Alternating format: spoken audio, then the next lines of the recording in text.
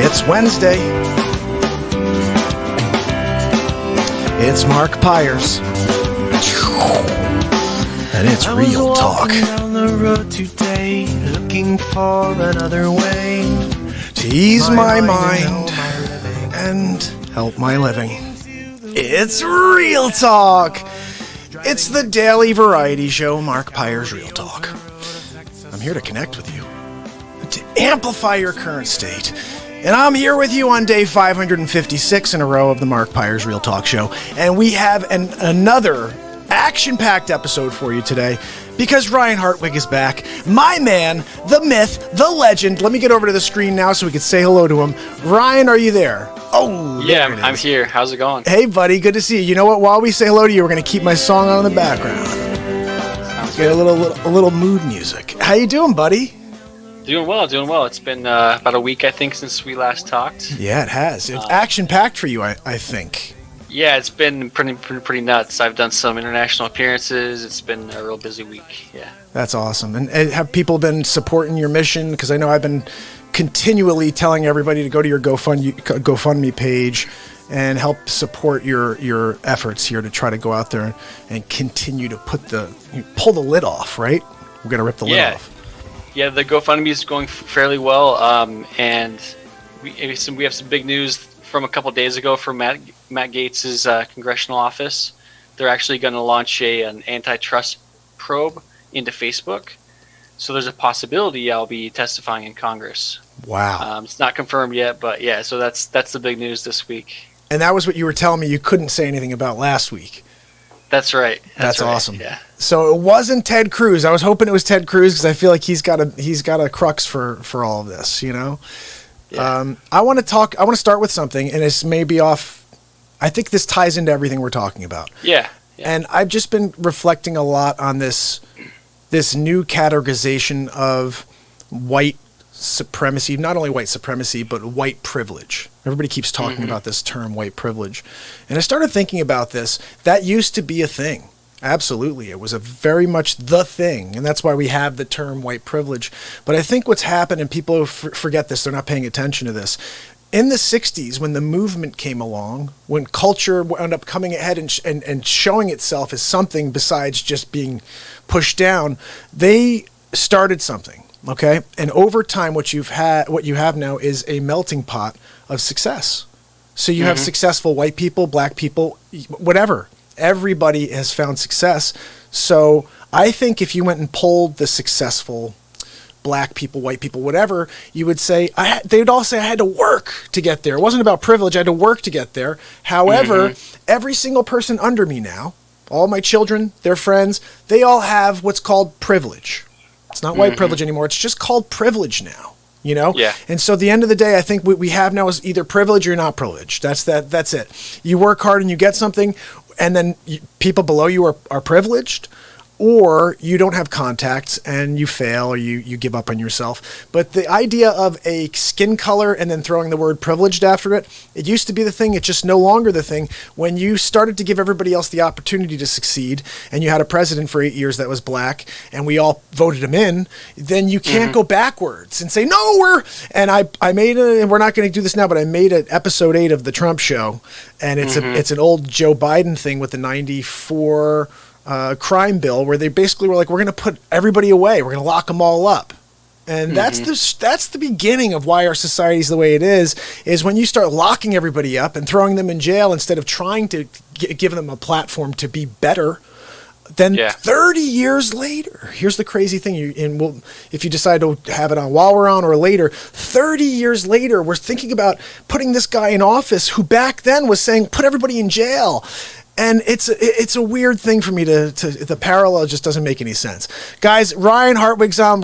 I'm gonna be quiet now. We're gonna let my man talk. So go ahead, brother. I want to hear your thoughts on this. I mean, on a personal note, and this is irrespective of the work I've done with Project Veritas. Let me just adjust my camera here. Irrespective of the work I've done with Project Veritas, my personal opinion on that is it aligns more with, I think, Rand Paul's opinion on like the criminalization of drugs. And I feel like the sentencing for possession of smaller amounts of drugs is very, very harsh. So I feel like locking people up is not the solution. Now, if it's a big time dealer or it's someone it's a known cartel member, it's a little bit different.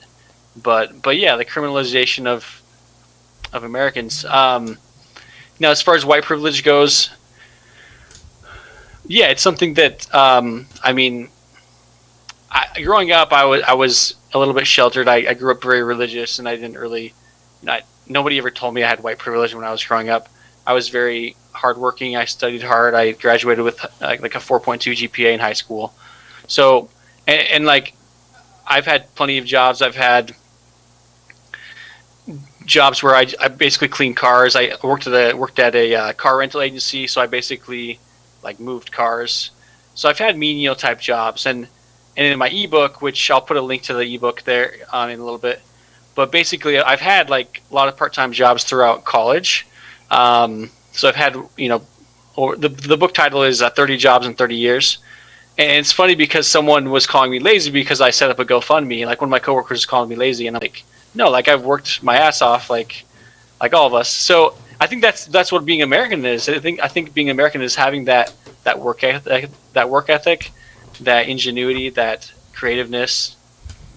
I think that's a big part of being American. And you had the work ethic is, I think, the key, because most people in the 2020s, even that started in the late teens or even before, they started to lose that motivation. And I think that in life, we as human beings are lazy until we're motivated to succeed. Mm-hmm. And we'll find a reason to say no to do everything. Like, I'm only putting this example, like when it's either my job to go and cut down a tree or I have to hire someone to cut down a tree, I'm hiring the guy. I'm not motivated enough to go out there and cut that tree. I could. Yeah. I'm sure I could. I don't feel like it. You know what I mean? So in general, I think we're all motivated by something, but success only comes to those who work for it, who are motivated to continue on through all the no's. And I think, again, privilege is a thing. Absolutely. I have a lot of friends. Tiger Woods' kids are privileged. Anybody who's found success now, anybody that they know, it has a privilege that's connected to that person if that person decides to open up their heart. What I also have found is most people that have some sort of success, they're not interested in handing it out because they worked hard to get it. So don't expect you can walk up to someone, hey, can you share? No. Look, kid, you know how many no's I had to hear in order to sit here right now and tell you no? Yeah. You know what I mean? Yeah. So that's basically what seems to happen. But anyway, that's good to hear that you kind of feel the same way. I mean, you have to work. It's not about necessarily. It has nothing to do with skin color. Actually, I would say, and I'll probably get a lot of crap for saying this, but it's the reverse now. If there's one job and there are 3 individuals up for that job, it's a minority, a female, and you don't get that job 10 out of 10 times in 2020. Yeah, I mean, and that's what the video showed, the Project Veritas release, which now it's been almost 2 weeks. It's hard to believe it's been 2 weeks tomorrow. But yeah, I mean, I was kind of oblivious to the whole thing going on. But in that video, we show, a Facebook HR executive saying, hey, basically, no one has the white man's back anymore. I saw that. Yep. So I think it's pretty rampant in today's corporate culture, unfortunately. So it's definitely something. Well, so then it becomes the reverse. So the privilege actually winds up not being white. If you think about it, if you work, I'm just devil's advocate here. I'm not trying to start a problem with anybody, but if you look at it from the state of mind that you have to go to college in order to get a degree, in order to find yourself in a workforce somewhere, in order to find a job, a life, etc. But you're spending the time, you 4.2 GPA, put the time in, you go from step to step, and you keep losing that job you really want because you have white skin. You have white, what do we call it? What's the opposite of privilege? You have white negativity to you. I'm sorry, buddy, you're white. You're not getting that job. And look, the whole philosophy to this is, well, for 400 years you got the job, and I don't like that. I am not responsible for someone in the past. You and I are responsible for what we do today, and so I don't know. Look, I think that's a bold statement I'm making by saying this, but the lady did say that, and I think that's the reason I'm tying those pieces together, because she did say Ryan, that he can't sue because he's white, because he's a conservative, because he's white, and everybody there saying you were fired because you're a white conservative is like, how could you not go and sue? Well, because you're a white male. And it's weird that it's a reverse privilege thing now. So the privilege is actually on the other foot. If you are a minority, the privilege is if you go to school with Ryan, who has a 4.2 GPA, you have a 3.2 GPA, but you happen to go for the same job one day, you are getting it over Ryan, who's actually more qualified. Not that more, but maybe has a feature that would be beneficial to the job, but because he doesn't fit that one little detail, it's become more about PC than it's come be about efficiency at a job and hiring the right person. And, that's my philosophy. Yeah, and it's not just white people; it's Asians as well. I think there was a lawsuit at Stanford where Asians were, have very high scores, but they were not being let into Stanford, and other minorities were being let in instead of people with higher scores. So there's some kind of lawsuit or I recall that too. Yeah, going on at Stanford. So it's just not against. It's not only against white people. And I don't like playing the race card, to be honest. Yeah. I'm not about that. Well, I think that's the key is at the end of the day, it should be a level playing field, and people are judged for their actions. They're judged for what they can do. If you're out here, my philosophy in life is you are here to do something specific. And if your skin color becomes a problem, goes for all skin colors, but you can't do that job because of your skin color, that's a problem. Yeah. And we need to fix that problem because you're meant to do something, and that action has to be unimpeded. You have to be able to continue through. Yeah, and there's certain stereotypes, but we should always just embrace the multicultural aspect of the United States. And another thing is, like, I know a word or two in like 5 or 6 different languages at least. Like, I know a few words in Hindi, a few words in Arabic. So for someone to say I'm not, I've always loved other cultures.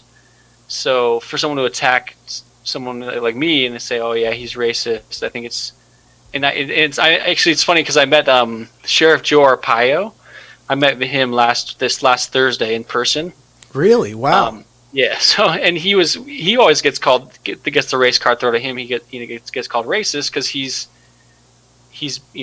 been very proactive in deporting people who didn't have permission to be in the United States. So he would do these crackdowns, and he's got a lot of notoriety, both bad and good, in the U.S. But he was the one that was pardoned, right, by Trump, I think? Trump pardoned him, I think it was, something like that? Yeah, so there was he was never – I don't think he was ever convicted. But the judges went after him because they were claiming he was racially profiling.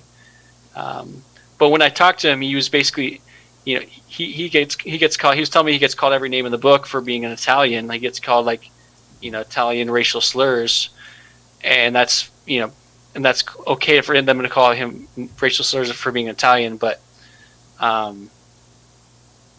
it doesn't work the other way around. So that's the thing is people can use those against certain groups. Oh, but the second you call them something, it doesn't fly. So that double standard. Yeah. Well, I think that seems to be my biggest issue with the movement, the Black Lives Matter movement, as it is from the Don Lemon perspective, Con Lemon, whatever you people want to call him, Lemonhead. But he yesterday tried to tell Terry Crews that it's not about the black lives that are being lost on a daily basis in Chicago. It's only about the 9 people that were killed by cops last year, and not the 50 people a day that are murdered. Those lives don't matter to Don Lemon. And I'm blown away that they try to position themselves and to shift in that perspective. And this guy, Terry Crews, is like, look, people have to be accountable for their actions. Isn't that the most important line of the entire conversation, is people being responsible for their own actions, taking accountability for their own actions? And it's... Yeah. Well, you could start your own thing if you'd like, Terry. If you'd like to start your own, Terry, you can do that. But... I'm going to do a Don Lemon next. I haven't done him. I'm doing him next. Forget it. You kidding me?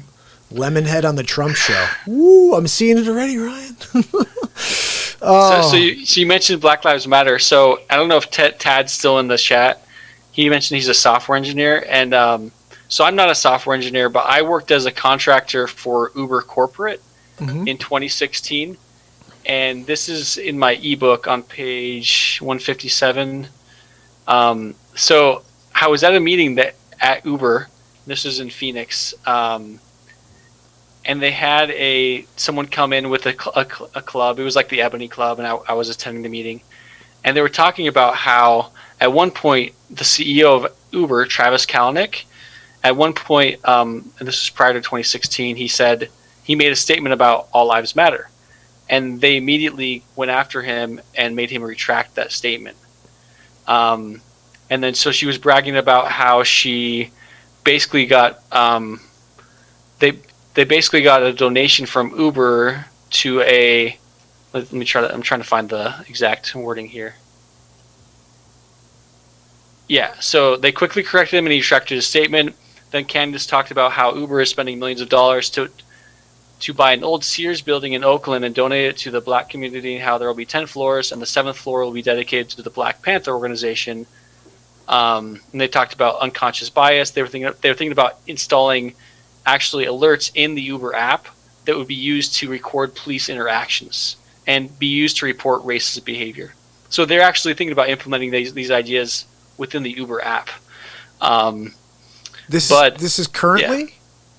This was in 2016. So I don't think they actually followed through with that, but it just kind of goes to show you the kind of influence that Black Lives Matter has on a corporate level. They had the CEO retract his statement, "All Lives Matter," and then Uber donated millions of dollars to support like the Black Panther organization, and yeah. So I mean, that's where it's the cancel culture. It's, hey, you better not say that, or if you say a certain thing, we're gonna go after you, and it won't be good.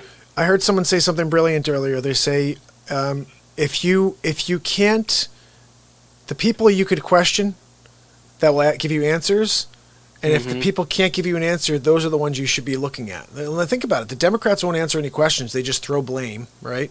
And it's a sad thing, because if you look at what's going on right now, and that's what I was trying to get my buddy Phil on. I hope he stops by.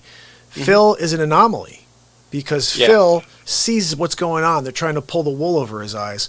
And I think what I love mostly about Phil is a successful black man who sees that they're trying to use him for a vote, and that every single thing that's put out there is a lie. And again, that whole thing about this 8th episode of Trump Show we're going to watch later is that Joe Biden, he recognizes the issue in 1994, talks about it, says he wants to lock everybody up because the issue is that we should be fixing this problem. Now, why would we fast forward 30 years? The problem's still the same. He was there the whole time, had 8 years in the White House, didn't do a thing about it. We still have the problem today, and you're going to put Joe Biden back in office? Hello? This is what's mental to me. Right? Sig, how are you, buddy?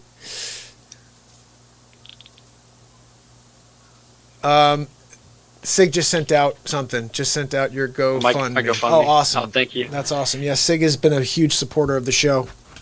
And we love supporters because, when you're out here, especially what you're doing, when you're trying to we don't know what's happening every day. I'll tell you what, brother, you scared me a little earlier.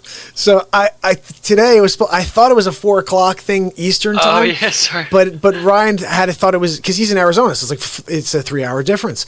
So I'm like, it's like 4, and then it's 4. I'm like, I hope. And then I started having these really bad thoughts, brother. I'm like, he's out there doing some crazy stuff online, talking to people. I'm like, what if someone's like, I gotta silence this guy, I'm going to take him, and I'm like, I'm freaking out. And then you're like, nope, I'm here. It's good. Aren't we on at 7? I'm like, oh my goodness. But it was definitely something that freaked me out for a minute. I got nervous.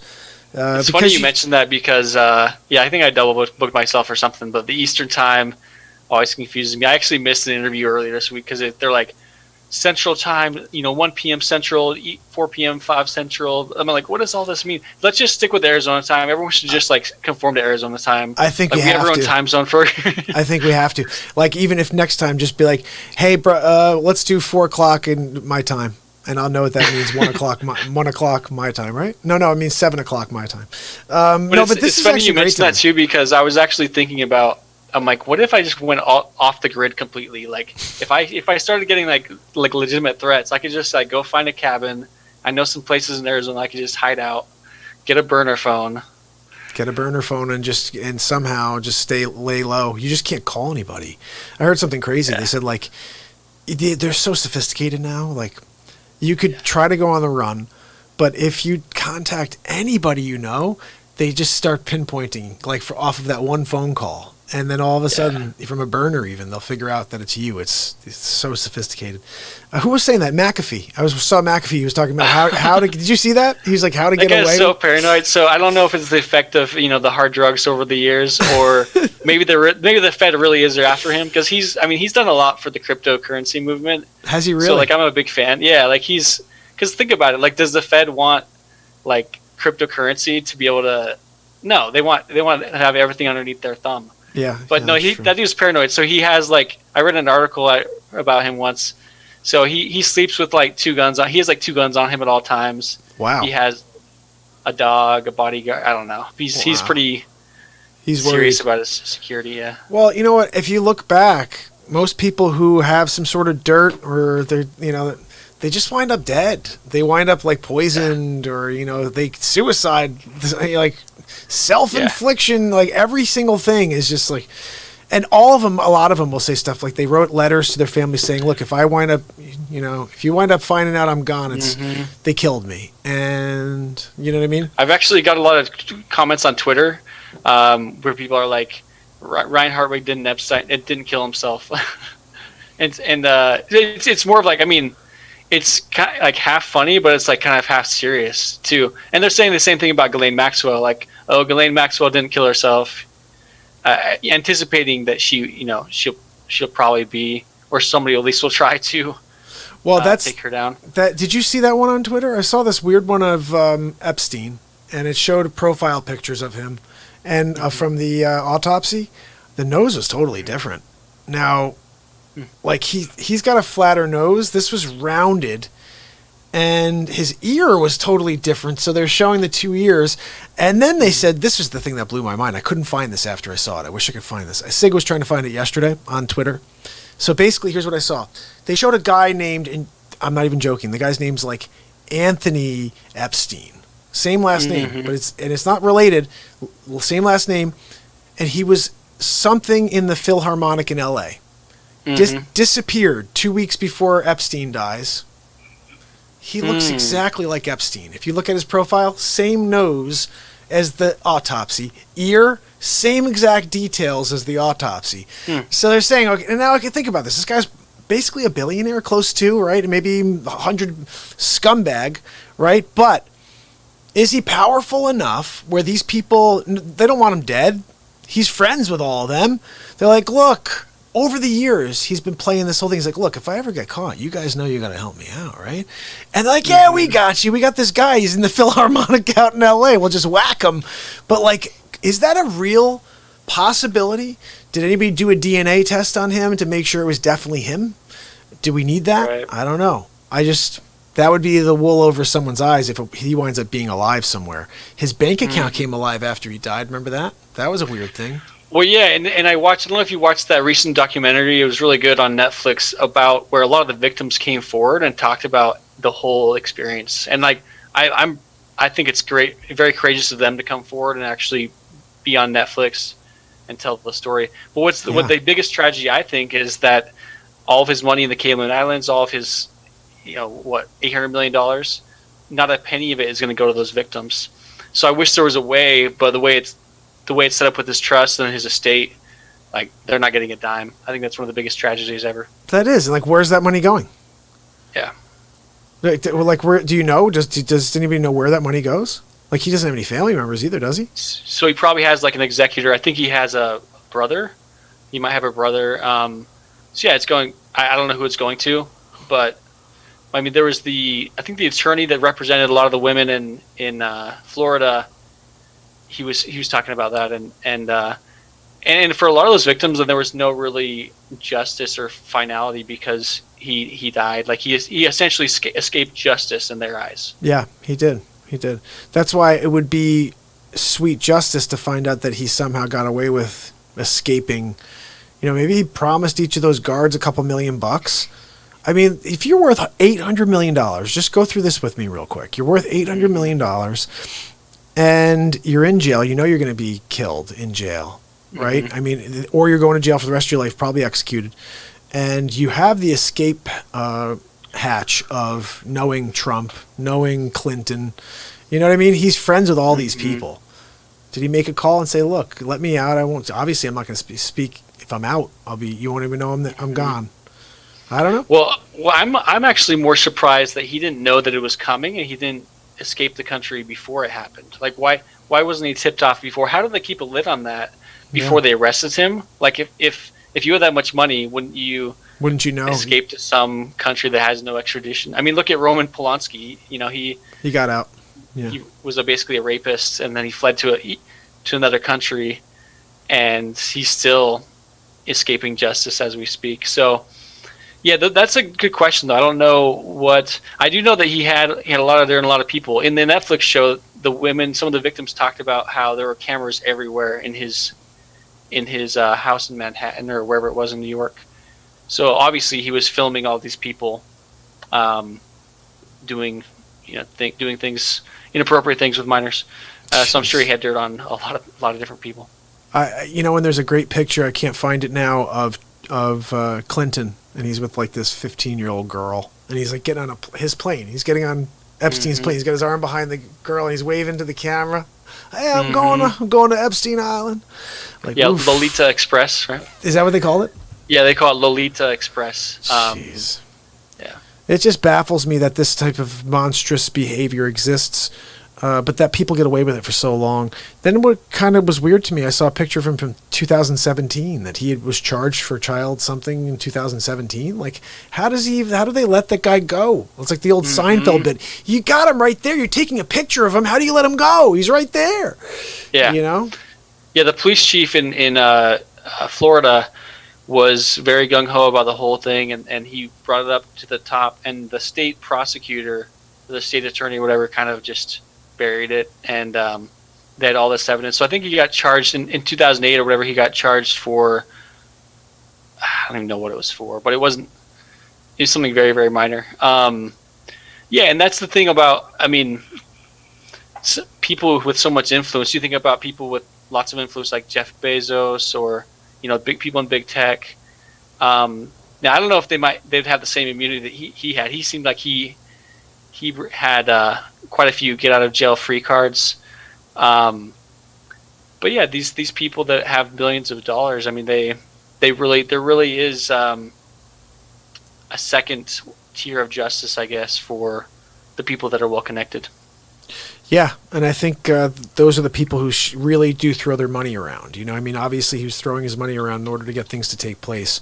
So tell me something else. So basically you have, this is big information. So now the government is involved with what's going on with Facebook, or they're looking into it thoroughly. You may actually have to go and sit in front of Senate, Congress. What do we got to do? Yeah, so I'm looking at this. I haven't been notified directly by Matt Gaetz. So he mentions, I want to see what I can say here, because he mentions in the article, Project Veritas, says the congressman says that after examining the practices of big tech outlets and reviewing the expository work of Project Veritas, it is obvious that companies such as Apple and Amazon are censoring American consumers. And then he quotes Project Veritas again. So I shared a lot of information with Matt Gaetz' office, with some of his staffers. So I think that's why they had time to look over that in the last week and a half, and they were able to say, yeah, we can move forward with this. Now, my question is if this is in the House, it'll be on it'll be the House Judiciary Committee. So I don't know if that's headed by a Democrat or a Republican. I'll have to do some more research on that. Yeah, I'm not certain. But the thing is, you actually, if this goes to the next level, it's another platform. More people will see it. We got to somehow get more news channels. True. I just can't get over how everything's so slighted. And I think now, like, I'm meeting people like you, especially, like, I'm seeing how bad it is. You know, like that conversation with Don Lemon yesterday, I'm still kind of like, huh? Why did they know enough about Terry Crews? Why do they even have him on? Like, I know, that's what I'm thinking. Like, he's absolutely not going to be a friend, you know. But and I love him. Honestly, I love him so much more now that after seeing him on there talking about how much he sees the truth. And this is the other thing that's very interesting. So you have two parties: one that likes to keep people down, and another one that likes to lift people up and help them find their greatest self. That's what I'm seeing. I'm a man who's been living here for 42 years, and I've seen both sides of it. I voted for Obama the first time around. I was like, I'll give him a shot. I'm like, let's see that change he was talking about. I never saw it. Never saw any of that change. Just waiting for change. We're still waiting for that change. But, you know, I was up for the change. And I think that if somebody else came along, like Ben Carson, I loved Ben Carson. If he had gotten through further, I would have gone for Ben Carson last time around. I love Ben Carson. Yeah. You know, and like anybody who has the mind and the want to see America succeed. But I think my new coined phrase, I said this, I don't know if you've ever heard this before. I don't even know if it's a thing, brother, but is everybody keeps talking about white supremacy. How about American supremacy? What is wrong with American supremacy and having a president who's an American supremacist who wants all Americans to do well? No matter what your color is. He's trying to lift everybody up to a higher level is what I see. Yeah, and then you see there's so many positive things about him, but I think it's what's most telling about President Trump is he was such a media celebrity before he ran. He was so popular with everybody. Nobody had anything but good things to say about him before he ran. Yeah. But the instant he started running for president, and in the last 4 years, you know, everybody that was his friend, they're trashing him. So it makes you wonder, okay, were they being disingenuous? Were they telling the truth before? Were they just trying to be on his good side before? Or maybe he really was like an authentic, a good guy. So that's so true. It's so true. There's a great video that every time someone puts it up on Facebook, they pull it down, these freaking censorship jerks over there. And this great video where and it was one of his campaign stomps when he was in 16. And this is exactly what he says. He goes, "Look, I didn't have to do this. I could be at home in Mar-a-Lago playing golf, but I'm trying to give you your country back." He starts saying crazy stuff like this. He's like, I was in. He goes, I was in, and I decided to come out and help you guys get back your country. And he goes, and now they hate me for it. And it's amazing because it's exactly what you're saying right now. He was in. They loved him. Everybody loved Trump. Yeah. Dom, no, they all loved him. Yeah. Dom over here, just so you know, Dom says Trump is the man for the job, period. Dom, what do you mean? You don't want to have Sleep Sofa Joe? Look, I fell asleep on my own sofa. No, I am the Sleep Sofa. Dom, you're right. The bottom line is this. If you look at the stats, if you look at the data, there has been a man in the job working overtime that you'll never even hear works.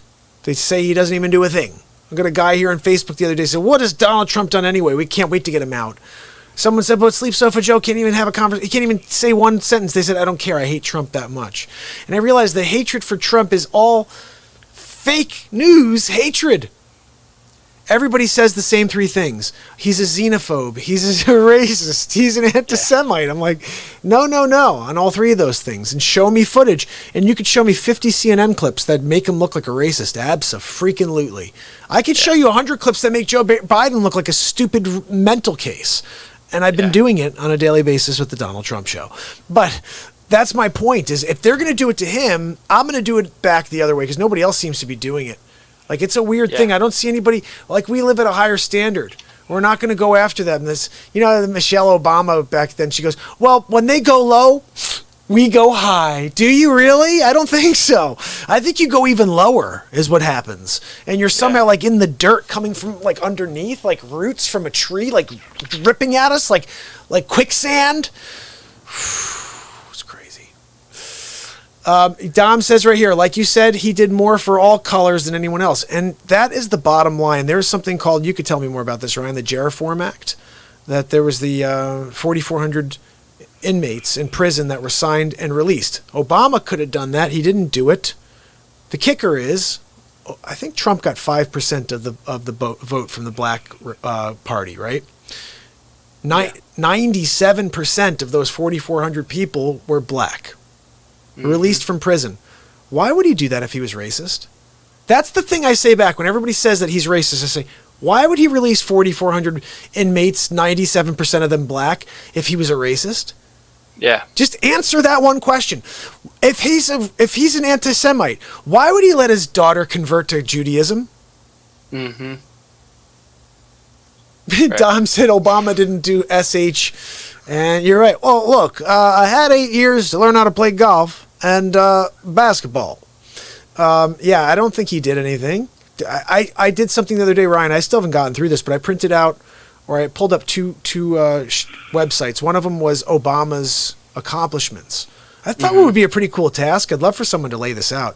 What Obama did in 8 years and what Trump's done in 3.5 years, just next to each other.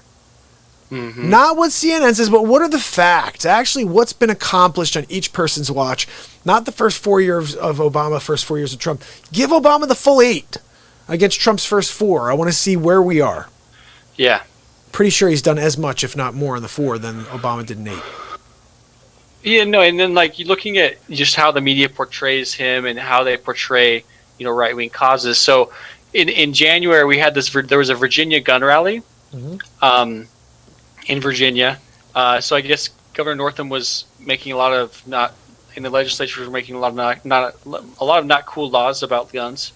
And so probably, I don't know, like 60,000 people showed up in like 20 degree weather to protest, and it was super peaceful. But ahead of that protest, they were like, okay, it's only going to be, you can only protest for 3 hours. There's a bunch of racist neo-Nazi groups who are going to be here. So that's how the media portrayed it.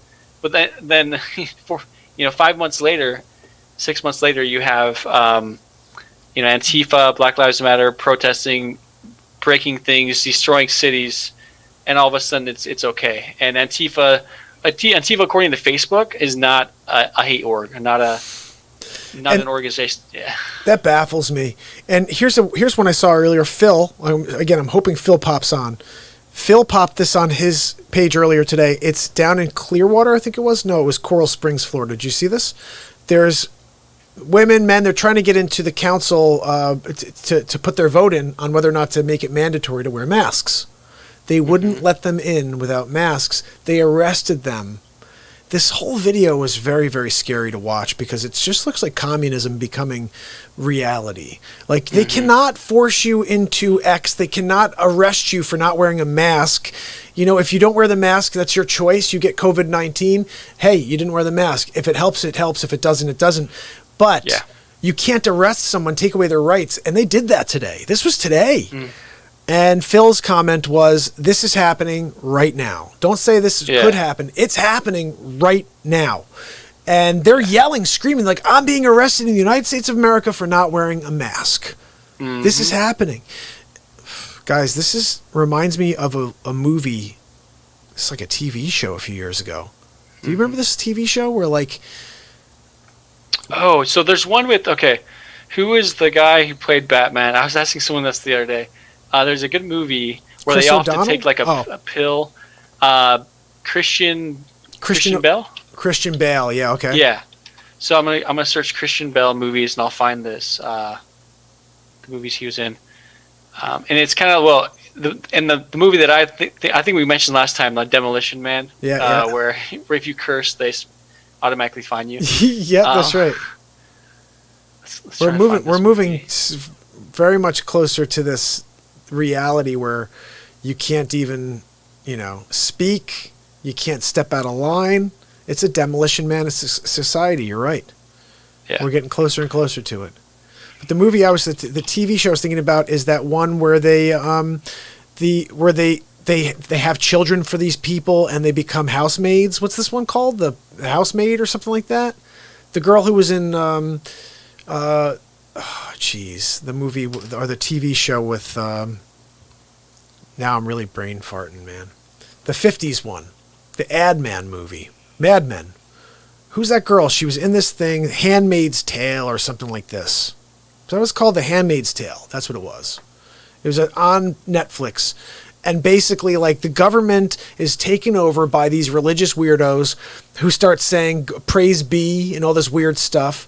And life changes. And all of a sudden, you're in line, and these handmaids are having children for these whatever, they're religious men who can't have children with their wives anymore because I'm telling you guys, we're getting closer and closer to a Handmaid's Tale. Yeah. I don't know why, but it? When you said Handmaid's Tale, it reminded me of not that movie. What's it called? Princess Bride. Princess Bride. Never match wits with a Sicilian when death is on the line. That's one of the best lines in the movie, by the way. Equilibrium. Okay, I think I remember that one. I saw you popped it on here. So in this movie, yeah, basically everyone has to take. It kind of reminds me of like Fahrenheit 451. So everyone has to take a pill every day to like suppress their emotions. Any artistic expressions are outlawed. So he starts to like not take the drugs. And I think that's what this is now. It's a lot of it's social conditioning. Hey, you have to wear a mask. You have to wear a mask. Like there's an article from I don't have it in front of me, but basically from doctors and scientists, and they're saying, hey, the mask is a symbolic. It's symbolic. It's purely symbolic. Like, yeah, it's a good reminder that to be careful, but it's yeah. That's what it comes down to. It's social conditioning. And it's not even doing anything for us because whether we wear the mask or not, you're still either going to get it or you're not going to get it. That's your point, right? That's what you would say the scientists are saying? Like if you happen to go into an environment where, because I believe it is airborne. I've been saying that from the beginning. So say you walk into a shop right 20 minutes after someone coughed and sneezed in an area. If you walk through that area and you're breathing, you're going to get coronavirus. But if you wear the mask and walk through that area, the scientists believe you're still going to get coronavirus, right? Yeah, I mean the science of a mask, and I found some plus. There's a website called Plus One, and it's peer-reviewed research, and even surgical masks they're not going to prevent you from getting infected. So yeah, that's the main. I think that's the main point of it is. Like here, I found the article, and I'll share the link in a second. It's from the New England Journal of Medicine, and it says, for those of you who shout science like it's a Tourette tick, this is from the New England Journal. The chance of catching COVID-19 from a passing interaction in a public space is therefore minimal. So why are we ordered to wear masks? Symbolism. It is clear that masks serve symbolic roles. Masks are not only tools, they're also talismans that may help increase healthcare workers' perceived sense of safety, well-being, and trust in their hospitals. It will not provide. Let me share this link, and then we can look at it maybe. Yeah, I'll pop it on the screen. But that's interesting. So basically, and they've been saying this for a while. No one's ever done a real, full examination on the efficacy of a mask, if it would actually stop coronavirus. We don't know. Yeah. And I even have this crazy one, Ryan, where it's got these ventilators on the front. Yeah. That may not do anything. I don't know. Like, I think it should, but it probably doesn't. If the N95 masks don't do the same thing, apparently that crazy ventilator is still only rated at an N95. So even though I'm in behind this thing and I got two filters here, it's still filtered at N95, not at N99. Which I've heard some N99 stuff. I don't know if you've heard anything about that, if it's real or if it's just a con where people are saying they can filter out 99%. I think you probably get less air if you're going from 95 to 99. There's so many studies I'm seeing that show you that you are putting yourself in a danger levels, oxygen-wise, when you put on masks. And I still put it on when I go into a store, but I walk right out of that store. I've taken that freaking mask off. I am not walking outside in the United States of America with a mask on. I'm sorry. When the wind is blowing, I'm okay. Okay, and I'm still having a problem with this whole thing. If how many people have gotten this coronavirus? Do you know? Is it 3 million? I don't know the numbers globally. Yes, or even in the U.S. Is it 3 million in the U.S.? I don't know the I don't exact think it's numbers. that I know high. there's been. Well, I do know they never tell us how many people have recovered from it, because I know there's probably roughly 1 million people who have recovered from it. That's what I want to say. Is so like, okay, Yeah. so if 130,000 people have died, and it's pretty strange to me that it's gone from 100 to 120 in like a couple days, and since then it's been 2 weeks, and it's only gone from 120 to 130 in 2 weeks. So that's telling me that two things: either this virus is getting a little bit more mild, it's still strong, it's still killing some people, but people are getting it and they're dealing with it, they're recovering from it. I saw a graph the other day that showed that, where you're seeing the skyrocket on new cases, but the death toll is actually going the opposite. It's not rising with it. It's actually going the opposite way. Why isn't anybody talking about that? Because it stops the agenda of fear and keeping people in their basements and then arresting people for not wearing masks. This is insanity. So, here's a great quote. So from this Plus One article I just found, surgical masks do not prevent. So surgical mask is the mask that we normally just have, day to day, blue one. That's not the N95 surgical. No, not N95. No, surgical mask in this article refers to just like the normal kind of mask that you see a doctor using during surgery. The kind that everybody has. 90% of the people are using. So surgical masks do not prevent inhalation of small airborne particles and fit the face loosely, while N95 respirators are able to do so by fitting tightly to the wearer's face and fulfill the strict filtration requirements. Now, they're saying the WHO considers surgical masks adequate, but the CDC and the European Disease Control acknowledge that the exact role of airborne aerosol route in the transmission of COVID-19 is still largely unknown.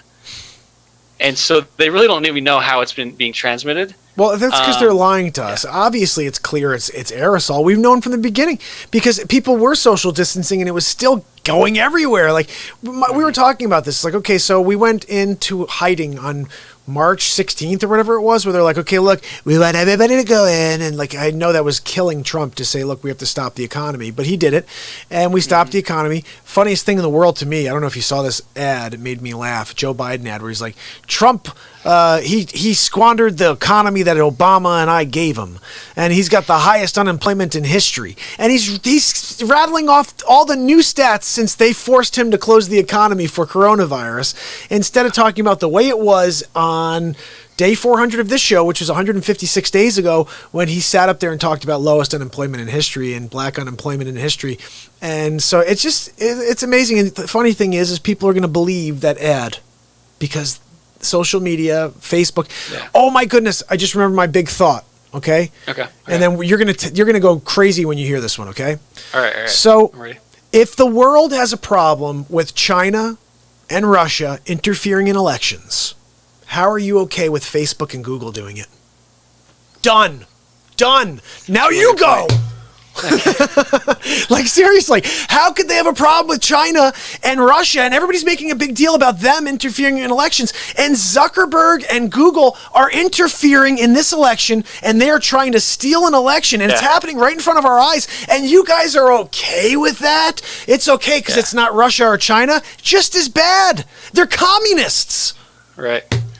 You go. And no, that's a really good point. And I'll share a link for you to, let's see how many people are here. About 4 people. Yeah. So those of you who don't know, I think since I was on your radio last, since I was on your show last, on this last Thursday, I actually went on live with a TV station in Spain, a conservative station in Spain with El Toro TV, and I talked to them about that, the foreign interference. So there was a post that said, hey, watch out for these nationalist groups in Spain. They tend to be pretty violent. Keep an eye out. If you see any content about these organizations, flag it and send it to us. Essentially, so like why the hell do they need to know about what's going on in Spain? And like let that country can deal with the problems by itself. Yeah. Why are we flagging content from nationalist groups? And then in Venezuela, a little more egregious was there was a post that basically said, hey, there's a post from this revolutionary named Valentin Santana. He's trying to, overthrow Nicolas Maduro, because the people are starving and 30 million people have left the country in the last 2 years. But no big deal. He's still a good guy, right? So Facebook basically told us, hey, this guy is trying to basically overthrow the leader in his own country through an armed revolution. Delete that post. They told us to take down that post. And so, like, that's something that, okay, so first of all, why is it even, imagine that, to use your example, imagine if Russia was doing the same thing. Imagine if Russia or China was, like, doing those kinds of things in Spain or in Venezuela, interfering in the as soon as you call into account Russia, as soon as you say the word Russia, as soon as you say the word China, there's an immediate like antenna, okay, that pops up for most Americans. Yeah. So you use those words. People hear the word Facebook and they think, ooh, ads. Or they think, ooh, I'm going to go and email my friend. They go to YouTube, they go to Google, and they think to themselves, ooh, I'm going to go and do a search. I'm going to search something. But they don't realize that everything is being censored and it's being positioned in order to steal a vote away from you and for you to believe that you have a president of the United States who's in the same lines as Hitler. Yeah, that's right. You guys think you think he's Hitler, really? But Ryan's point is 100% valid. 4 years ago, all of you loved Trump. You loved when you go, you're fired. You'd be like, I love the guy. I can't wait till next Thursday. And then the moment he comes down and says, I'm going to shift this thing. You guys are stealing from these people. Everybody in office, we're going to drain the swamp. As soon as I heard him say drain the swamp, Ryan, I was like, I'm in. And now I'm saying, how do you not put this guy in for 4 more years when you know the last thing on the list is draining the swamp? Everything else he said he'd do, he freaking did, guys. He did it all. And they blockaded him the entire way, and they impeached him for something that we found out now was a complete lie with the Russia thing. Yeah. It's like, what? Yeah, no, and like you see like every aspect of the government working against him, the judges. So first the judges blocked the immigration. The FBI too, right? Yeah, the FBI, everybody. So like he first, I think the first thing I remember was the immigration ban. So they're like, okay, we're going to ban, immigration from these 7 countries where a lot of terrorists come from. And like what nobody realized is, okay, the one country that's not on that list is Indonesia, and Indonesia is 98% Muslim, and there's like 300 million people in that country. So huge country, huge Muslim population. Why was it not banned? Because that country, like, they keep track of their people. Like, they know who are extremists, who aren't. So we can trust them. But, like, these other countries, we don't know who these people are that they're sending over. So, like, he's clearly, if he was clearly racist against Muslims, he would have banned Indonesia. First thing, like, huge country, 300 million people, 98% Muslim. Unbelievable. Well, that's a good point. So, and this is something I've heard over and over, and I didn't hear Kelly, what's her name? McKaylee Kalin, whatever, the lady she's his press secretary. Oh, yeah. I don't even know how to pronounce her name. Yeah, but she's brilliant. And one of the reporters was saying, yeah, well, Trump's he tried to start a Muslim ban. And he never, ever, ever said that. He never once said, and you probably, because you saw Hoaxed as well, he never said that he wanted to start a ban. It was a reporter that said, would you ever consider banning Muslims? And he said, we're looking into everything, is all he said. We're looking into all options in order to protect our country, is what he said. I think those were the words. And they took that and they said, Trump wants to ban Muslims. And it baffles me. Here's the other thing. I watched some of that speech the other day. I had it broadcast live here on the show, the Rushmore speech. And just like the speech on the State of the Union, I saw an American, a very proud American, speaking about a country he loves. And then I see all these articles next day saying how racist his speech was.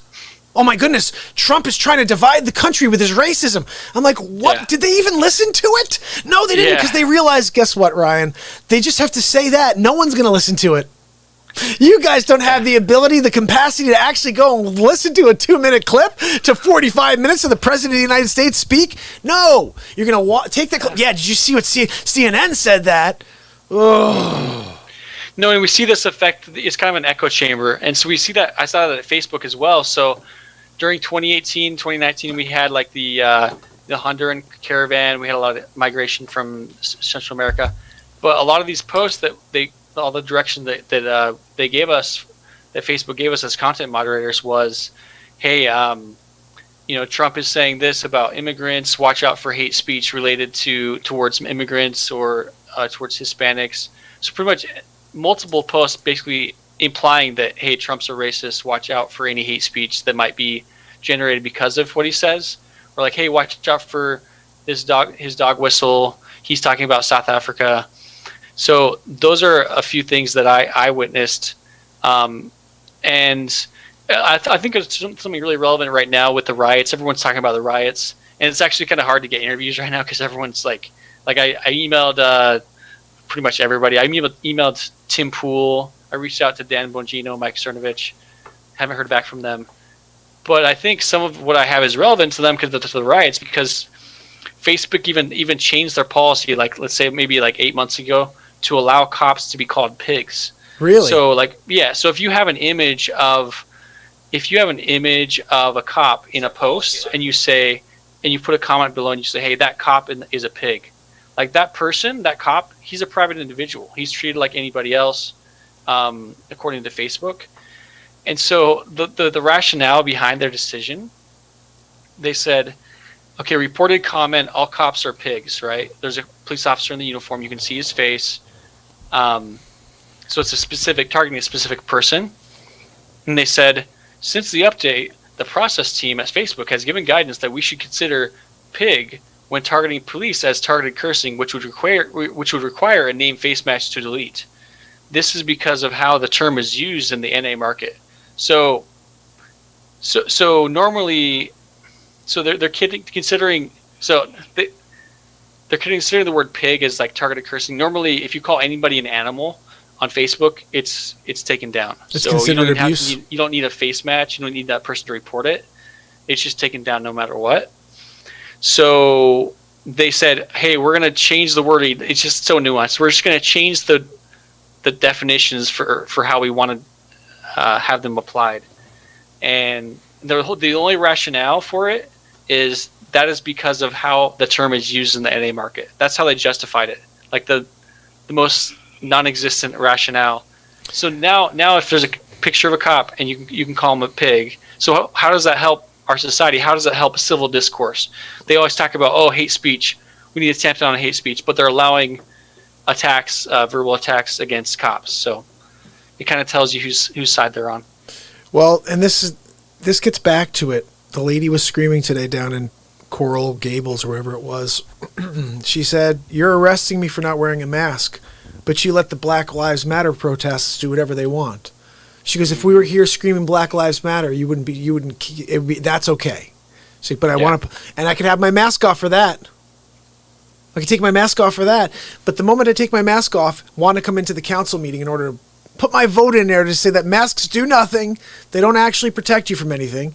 It's just a safety valve for your own ego, essentially, or but really, don't go out and just realize there's a good chance you're probably going to get this thing at some point.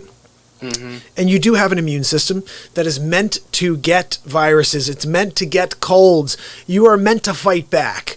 And if you don't, you become weak. And the bottom line is they've been fattening us up in the opposite. They're weakening our immune system. So when that virus does get stronger or the next one comes right behind it, I don't know if you guys saw the bubonic plague this past week, or how about this new one, rabbit Ebola?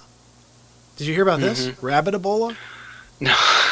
And you guess where that one started? China. Everything starts in China. No, but it's like there's going to be something next. And if we're not prepared for it, So, I mean, I heard a couple things today. So Governor Ron DeSantis was on the radio today with Rush Limbaugh. And he was talking about, hey, I'm going to open up the schools in August or September or whatever. Then there's no proven research that kids are carriers or that they're affected a little bit differently by the virus, so there's been a lot of talk back and forth about what's the next step. I mean, here in Arizona, our governor kind of kowtowed to some of the people on pushing for stricter regulations. So about a week ago, the governor of Arizona said, "Hey, we're going to put the state on pause. We're going to close down the gyms and the bars again for about a month."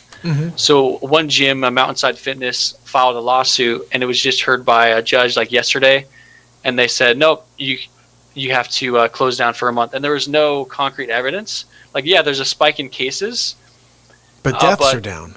But the number of hospital beds is only about 15% of the hospital beds are being used for COVID patients.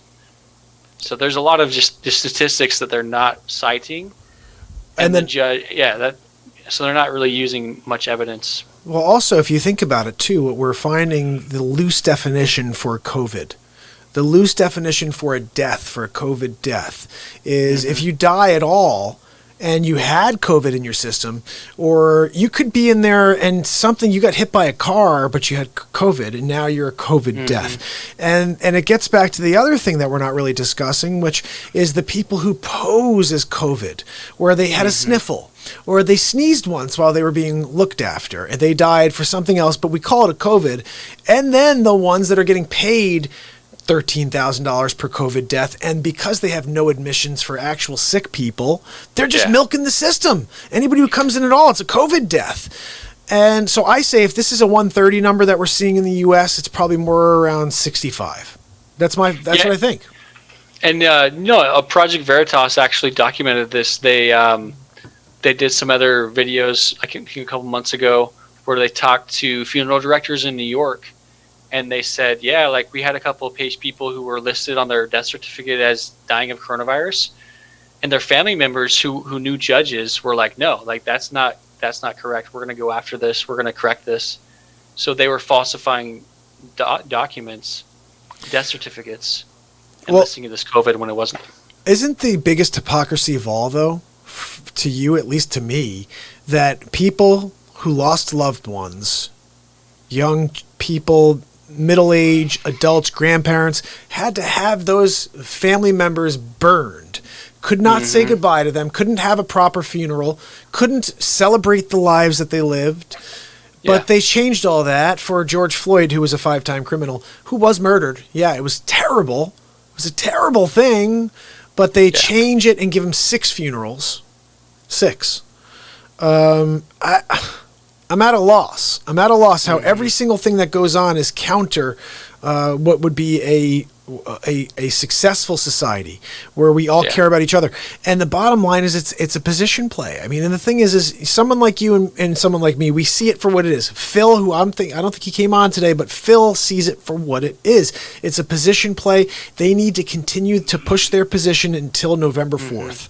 And I said we're going to see birds chirping on November 4th and hear them. Like, what's going on? Oh, it's all over? Yeah, coronavirus is done. We were joking. Yeah, I don't know if it was you I was talking to you about this, or someone else, but someone asked me, "Hey, do you think everything's just going to stop after the election?" Because some people are thinking Black Lives Matter maybe have a long game. Like the long game is eventually do everything. But I think I agree. I think most of it's distraction up until the election. Yeah, the thing is with the Black Lives Matter movement is it does end at the election because the money ends at the election. They're getting all their money from Soros and from all these other benefactors, but as soon as they don't need the vote anymore, that's right, then they just disappear. And then you'll see still, like last year, September, whatever it was, when that black man in Las Vegas was murdered for riding his bicycle without a helmet, 12 people came to his protest. You'll start seeing stuff like that again. 12 people showing up, 15 people showing up because some injustice took place. But the Black Lives Matter movement as we see it today will cease to exist until 2 years from November when we have another election cycle, and 4 years down the line when we have another election cycle.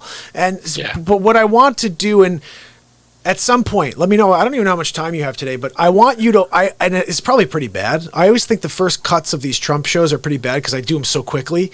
Like, here's the thing. When you didn't, when we weren't on at 4, I was like, okay, let me do a couple things real quick. So I made 2 face swaps. I did one face swap, just a really quick one, funny one. And then I did a Trump show. I was like, I got enough time. Let me do a Trump show. But I didn't review it at all.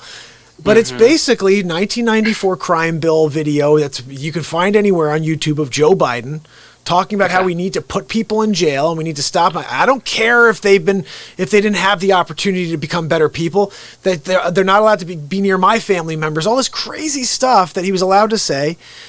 And how 30 years have gone by, he didn't do anything in those 30 years, but he recognized the problem 30 years ago. Why would you give the same guy the opportunity to try again when for 30 years he did absolutely nothing? Yeah, and I think that's a really good argument. I think that's an argument that Trump's going to use a lot in this campaign because he's a newcomer. He's a political newcomer. He really is. And I was talking to someone this morning. A friend of mine, and he's Hispanic. I think he's doesn't speak too much English. An older guy, and he was like, we were talking about like the political issues, and I'm like, the reason that they don't ever fix the issues is because they couldn't have anything to promise you. Like if they solved immigration, if they solved DACA, then what would they promise you next election? Like, so they just keep it there as like a little carrot on a stick, but they never actually do anything. Isn't that amazing? But that's the whole point of big government, is to keep people down so you feel like you need them. And this is where I laugh when you look at a guy who less than 4 years ago, got into office campaigning on an idea of lowering taxes, giving people an opportunity to take home more money at the end of their year. Mm-hmm. Income tax for corporations, bringing it down. Cut regulations across the board so people could actually do things, start businesses. Yeah. I like paying $2.30 for gas, people. Who liked paying $4 and change under Obama? No, thank you. But that's where we go back to with Sleep Sofa Joe, because he's not going to do the drilling that Trump did. I mean, this is the thing. Everybody gives the guy so much crap. Forget about the stupid stuff that comes out of his mouth. Look at his actions. Look at the work that was gone on while. And this is the thing I'm actually blown away by. This is from a guy who's been live for 5 to 6 in a row. But the fact that this guy every day works through all of that wave of negativity. It's a wave of negativity on a daily basis, and he pushes through, and he's continued to deliver.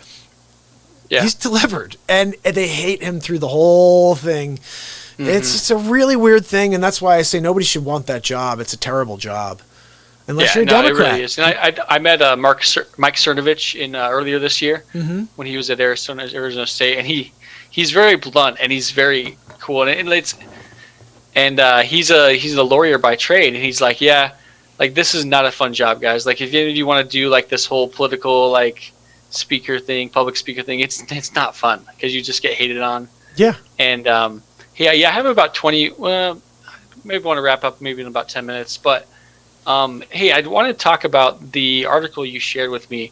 So this college professor in Michigan. Let me pull it up while you're talking about it. Yeah. The college professor forced to resign. It's on lawenforcementtoday.com. I'll share a link for our viewers. Yeah, and I've got it. Let me see. I pulled it up over here on one of these links. And guys, I just shared it in the YouTube channel. Here's Amazon, 30 Jobs in 30 Years, a Millennial's Guide to the 21st Century. I have it up right here so you guys can check it out. And make sure you go and download Ryan's ebook. All right? And let me get over here to this is the page we're looking at right here. Yeah. Oh, wait a second. And I'll actually share a segment of that ebook as it relates to this. So, because I didn't actually shoot someone, but I got pretty darn close to having to shoot someone. Oh, I want to hear it because I know you carry. Yeah. So I live in Arizona, so pretty much everyone carries here. We're like the most gun-friendly state. But anyway, so let's talk about the article real quick, and let me get that article up. Where was that article? I'm trying to find it again. Where did we put it? Was it this? It's on the YouTube. No, that wasn't it. That was the picture of you originally. I shared it in the YouTube channel. Did? Okay, here we go. College professor forced to resign for citing study that found police shootings not biased against blacks. Explain. Yeah. So basically this is a common theme, like where professors get in trouble for not aligning, whether it's climate change or whatnot. So in my ebook on page 147, I talk about how I was driving as a taxi driver for a discount cab here in Phoenix, and it was like New Year's Day. So I just ended my shift, did pretty well. It was like 4 a.m. I pulled up to a gas station near 27th Ave and Indian School, and I'm literally filling up, and I would carry on my ankle. So I had a Glock 27, which is a subcompact pistol, and it's a subcompact. It's 40 caliber, holds about 8 or 9 rounds. And basically, these homeless people walked right by me, and one of them was like crying for help. And he was being like chased by a fourth guy. So he'd just been attacked, and he was trying to follow his attackers. So I don't have too much training, to be honest. Like I was never a cop. So I just kind of reacted. I mean, they were literally walking right by me. I couldn't ignore it. This guy just got attacked. So I pulled my gun from my ankle and I chambered around and chased after the assailants. So, and that's the thing. That's the thing I want to make a note of. Like this, it was dark. I couldn't tell what race they were. Like I just knew that there was a victim. He was crying for help, and these other guys had just, the way I read into the situation, he'd just been attacked by these guys, and they were trying to get away. And so, I drew. You're reacting to an emotion. I mean, yeah, in the spur of the moment. I mean, and it's I probably should have had more training before I reacted like that. But yeah, I chambered around, and I chased after this guy, one of the attackers, and he turned around and he saw me, and he went to the ground pretty quickly after that. And so he laid on the ground and until the cops got there, and I held him at gunpoint. So wow. It turned out to be an Asian guy. It was this Asian homeless guy who'd stabbed this guy in the face. His face was all bloodied up. Holy cow. Yeah, so this was where was it? Yeah, page 147 of the ebook. That's insane. Yeah, so that's the thing. Like in the spur of the moment, I mean, like people are reacting on emotion. They're reacting on emotion. They're reacting. I think we all connect on emotion, and I find, and you may think, I think we all have a connection to people in a way they don't understand. We don't understand, but we could feel each other. We could feel each other, and we could feel aggression, and we could feel a tension in the air. And if you got a gun on you and you could sense that something's going wrong and it's on you to make a right, you're chambering that gun. And like you said, it doesn't matter what color that person is. You can feel there's something wrong in the air. You know what I mean? And that's a powerful feeling. No one's discussing. They're making it about race when it's about the situation. Something that was someone tied in recently is that for the most part, the white race respects the police force, and they have a fear for the police force, where they say that it's the opposite, where they have no respect for the police force, and they think that they don't like me, I don't like them type of thing. And that's a different way to start going at it from the beginning. That's not a good way to go at it. You know what I mean? Again, remember the 60s happened. It was a great thing that that the civil rights movement came along. Joe Biden was not part of it. You're going to see that on the Trump show in a few minutes. But the civil rights movement came along, and people started changing the way they lived. They started understanding that there were a lot of wrongs out there that needed to be made right. And even then, we're talking about 50 years, almost 60 years later, we still have work to do, but you can't turn back the clock and make every act that's happening here in 2020 1958. You just can't do it. And I'm kind of sick of seeing every single word that comes out of someone, oh, that guy's racist. Like, what? You can't even talk anymore without being considered racist? And I think you said that earlier. It's like you say something, and all of a sudden the race card is thrown out there. And I don't like that. Look, this is 2020. We are in America, and you should be able to have a conversation without being labeled racist. Yeah, and like the statistic that's been cited today has been like, well, a black individual is 18.5 times more likely to attack a cop. Now, but at the same time, so recognizing that statistic, at the same time, okay, so I'm just go out on a limb here and say, I wouldn't want to be actively telling my cops, hey, you're 18 times and a half more likely to be attacked by a black person. Now, would that I'm just going to throw this out there. So would that prejudice the cops against black people if you tell them the statistics? I mean, I think you can talk about factual statistics without it's not a statement about, hey, this race is inferior. It's just like, hey, I don't know. It's a little bit difficult, because if you say statistics like that and you're telling that to the cops, aren't you prejudicing them against? But if it's true, a truly accurate statistic, then shouldn't they use that statistic to keep themselves safe? Well, and that's not racism. Right? It's not. Well, then this is what it gets back to. We walked away from the story, but the bottom line is the story was that this professor who actually he did the research, he looked at the data, and the data came back and said, there is no bias against blacks when it comes to police shootings. Probably for the same reason as Ryan's speaking about right now, which is that in the heat of the moment, it's fight or flight. And it's a matter of your life or my life. And if I'm the police officer and it's my life or your life, I'm sorry, I'm taking your life. And that's just the perspective that we're all dealing with. And I've seen some situations. There was this guy down in Georgia who I heard, I don't know if this is fake news, that he was one of the prisoners released. Deshaun or whatever. He was released from prison and then he's drunk in a parking lot. I watched the entire ordeal. I don't know what that other cop did, but the first cop was so nice to him. He's like, sir, can you please come over here? You know, you really shouldn't have been drinking, you know, where are you from? The other cop came along. All of a sudden, the guy takes tasers. He gets shot and killed. But the bottom line was, if he just complied, none of that ever would have happened. So, there's a lot of bad stuff going on. But James Woods, the real James Woods over on Twitter, put something up the other day. Same thing. 2 cops pulled over this man. And I'm looking at this video for the first 5 minutes, Ryan, and I'm saying this is police brutality. This one cop's punching this guy in the back, punching him in the back. Yeah. But you know what? They're like, get on your back. He wouldn't get on his back, Ryan. And I'm like, yeah, don't punch the guy in the belly. Don't do that. Yeah. The guy got away, runs around to the front of his car, grabs his gun, and shoots both cops. Jeez. Now, this whole Antifa movement, this whole, only this Black Lives Matters movement is the problem. Division is the problem. Yeah. And again, this whole thing with Lemonhead yesterday, all lives should matter in the black community. If you want to say Black Lives Matter, it's all Black Lives Matter, and we have to really figure out the systemic issue with black murder. There's a systemic issue within their community. Yeah. And it goes back to this thing with maybe you'll see it if you go back and watch the show later and you see the Biden Trump bit. But most people, the average citizen hasn't interacted with law enforcement. So as a security guard, I was working in shoplifting security for about 8 months. So I got to interact with cops quite a bit, and it was fascinating. And I think if the average person got to know cops more or see what they did on a daily basis, they'd understand more what they go through. So like in shoplifting, let's see, I'll try to give you an example. There's so many times I interacted with them. But you get to know, you get to realize, hey, they do have a pretty tough job.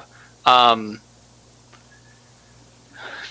favorite cops were in Avondale, like in the western part of Phoenix.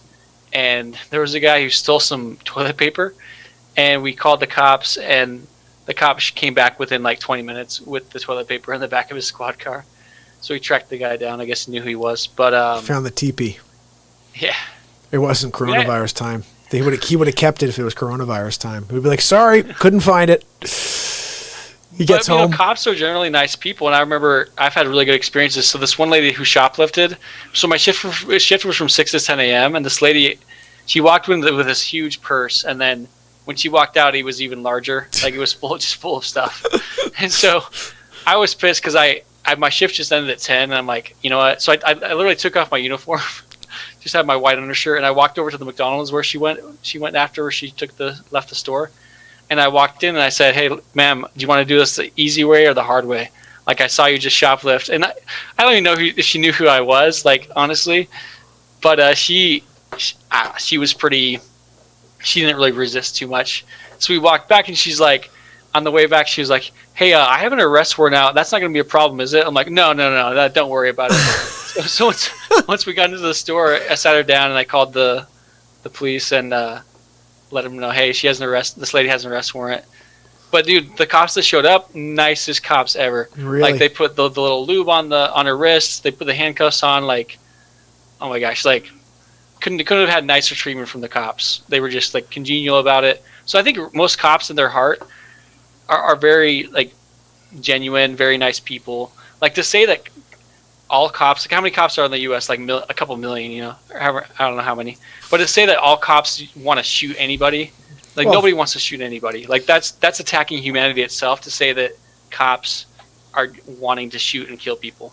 No, and it gets back to what I've been I've been laying on a different type of perspective, which is that every single occupation has these types of people. You can't get away from it. You can't ban every profession just because you're going to find a doctor who's racist. You're going to find, it's just the way it is. There are people that are ignorant. Okay. And if people would understand the reality of life, which is very, very simple, life is energy. God is energy. We are here to disperse energy and to build each other up. Okay. Yeah. We are one single race. Period.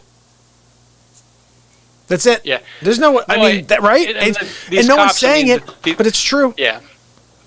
No, we have to be unified, and I think there's a lot of forces trying to divide us. There was a cop from a couple of years ago in Houston who went and broke up like a pool party. I don't know if you remember this one. And he was acting pretty like aggressive with the kids, but they were rushing up to him, and like so he got fired or whatever. But what people didn't hear about is the call prior to that was like he went to a suicide call. Like he just saw someone like kill themselves. So it's like, hey, have a little empathy for what cops go through on a daily basis, because they see more stuff than you've ever seen in your entire life. And so did he act kind of aggressive after, at that call with the kids? Yeah, it's possible, but you never know where they just came from. And now you're going to see the complete opposite, where the people who were trying to be nice are going to be on guard. They're going to be really defensive because of this whole movement that's going on. Gangsta Cat just said Antifa only thinks BLM as long as it's benefiting them. They don't care about you if you don't have the same political opinion as them. And this is interesting. It gets back to that point where you could only talk to someone who is not lying. Seriously, the only person you could really speak to right now are the people that aren't lying. Those are the ones that will have a nice conversation with you.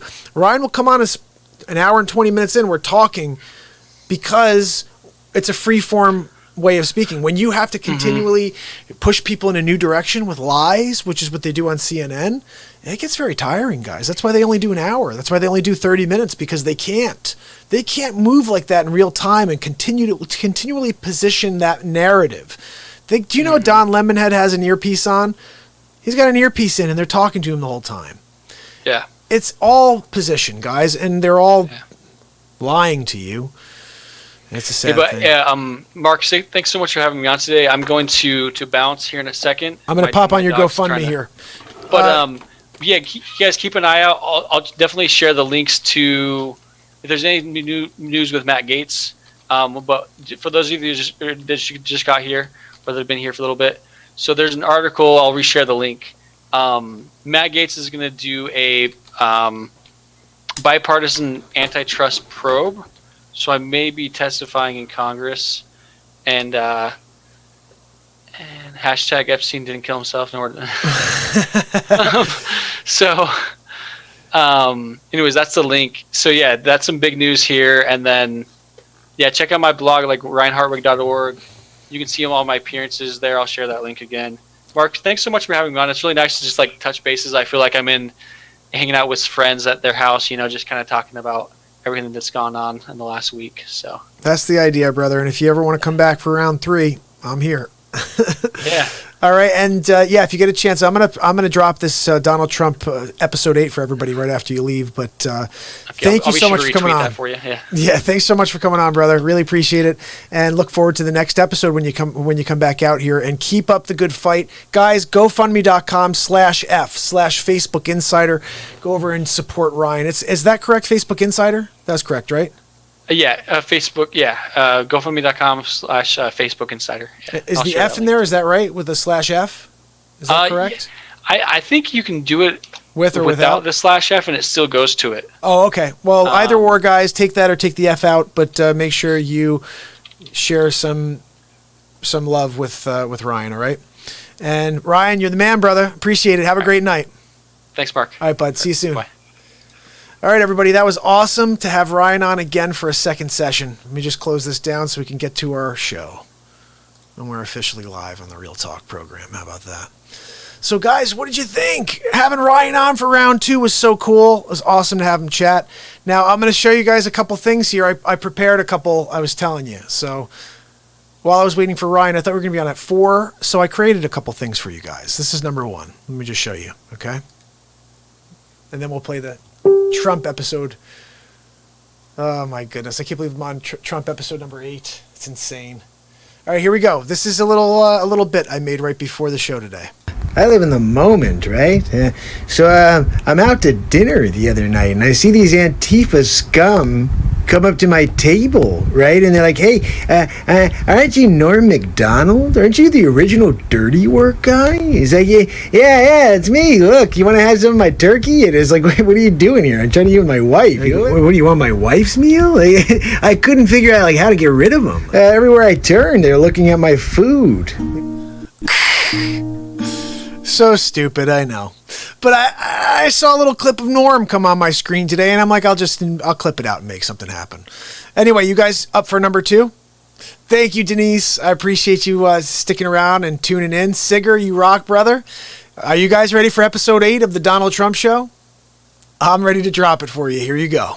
Live at the studio, it's Hammerlin Jameson. We're back with another episode of the Donald Trump Show. Thank you very much for joining me for episode 8 of the Donald Trump Show. That's right, we're cooking along here. Today we're here to talk about Joe Sleep Sofa, bumbling Biden. We've been kind of going through his exploits over the years. What has he done? Has he done anything at all? You know, one of the biggest problems we have today is young incarcerated individuals. How did that happen? How did we get to this point where we're talking about police reform? Well, let's roll the tape. How about that? Let's roll the tape. It doesn't matter whether or not they were deprived as a youth. It doesn't matter or not whether or not they had no background that enabled them to become socialized into the fabric of society. I'm starting to see a little of the bumbling Biden taking place. This is all the way back in like the 90s. It doesn't matter whether or not they're the victims of society. Wait, bumbling Sleep Sofa, I thought that being the victim was your platform. Now all of a sudden it doesn't matter if they're the victims of society. The end result is they're about to knock my mother on the head with a lead pipe, shoot my sister, beat up my wife, take on my sons. Seems a bit odd that all of Joe's family's being attacked in the streets. So I don't want to ask what made them do this. They must be taken off the street. And there you go. See, I told you that Joe was one of the parties responsible for the crime bill in the 90s. There you go. Unless we do something about that cadre of young people, tens of thousands of them, born out of wedlock, without parents, without supervision, without any structure, without any conscience developing, because they literally, I yield myself 3 more minutes. Hold on, I want to get this straight, Joe. So basically, 1994, I believe this is, you're talking about the same problems they're talking about now, but you had 3 more minutes to yield, by the way, and then 30 years since then, and you've done nothing to fix the problem. Because they literally have not been socialized. They literally have not had an opportunity. We should focus on them now. Classic. Really? Sleep Sofa Joe is talking about fixing the problems, never fixed the problems. He had 8 years in office, and he's still trying to play the same game. If we don't, they will, or a portion of them will, become the predators 15 years from now. And Madam President, we have predators on our streets. Somebody get Chris Hansen on the line. Again, it does not mean because we created them that we somehow forgive them or do not take them out of society to protect my family and yours from them. Now you see where the division started? And it's a sad commentary on society. We have no choice but to take them out of society. Before you blame Donald Trump, make sure you look at the Sleep Sofa. But they are in jail. Away from my mother, your husband, our families. It looks like the answer for Sleep Sofa Joe was to throw everybody in jail. Talk about divisive. Okay, I gotta get going. I'll see you tomorrow.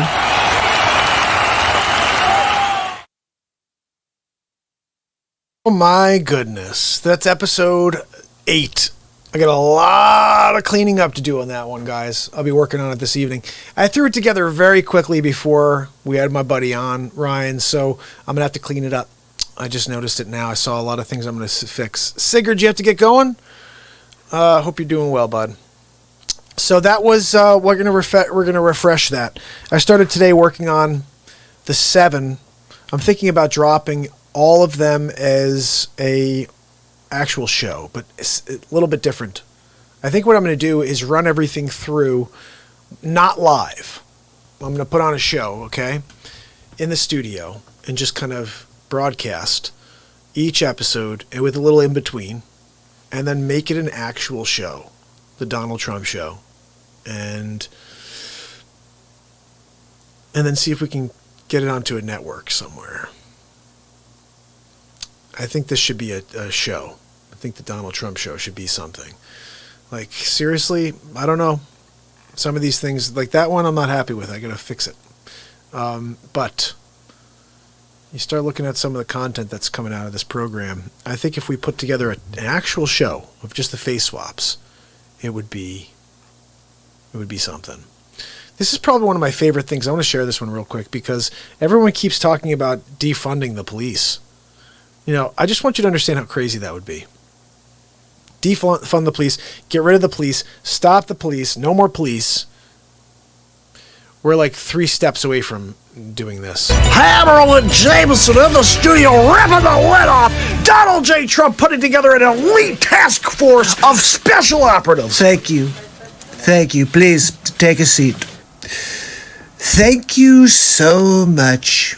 I'm here to talk about police reform.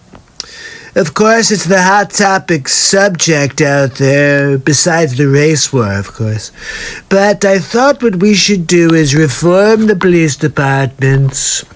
And we're hiring some heavy hitters to help us on the streets. A couple that you may not know about. As you've heard of Cobra, no doubt. Sylvester Stallone. He'll be coming out of retirement to play Cobra in the United States Police Force. We need to have all kinds of superheroes that are great police, like Dean Cain. Thinking about calling Dean Cain. He played Superman once as well.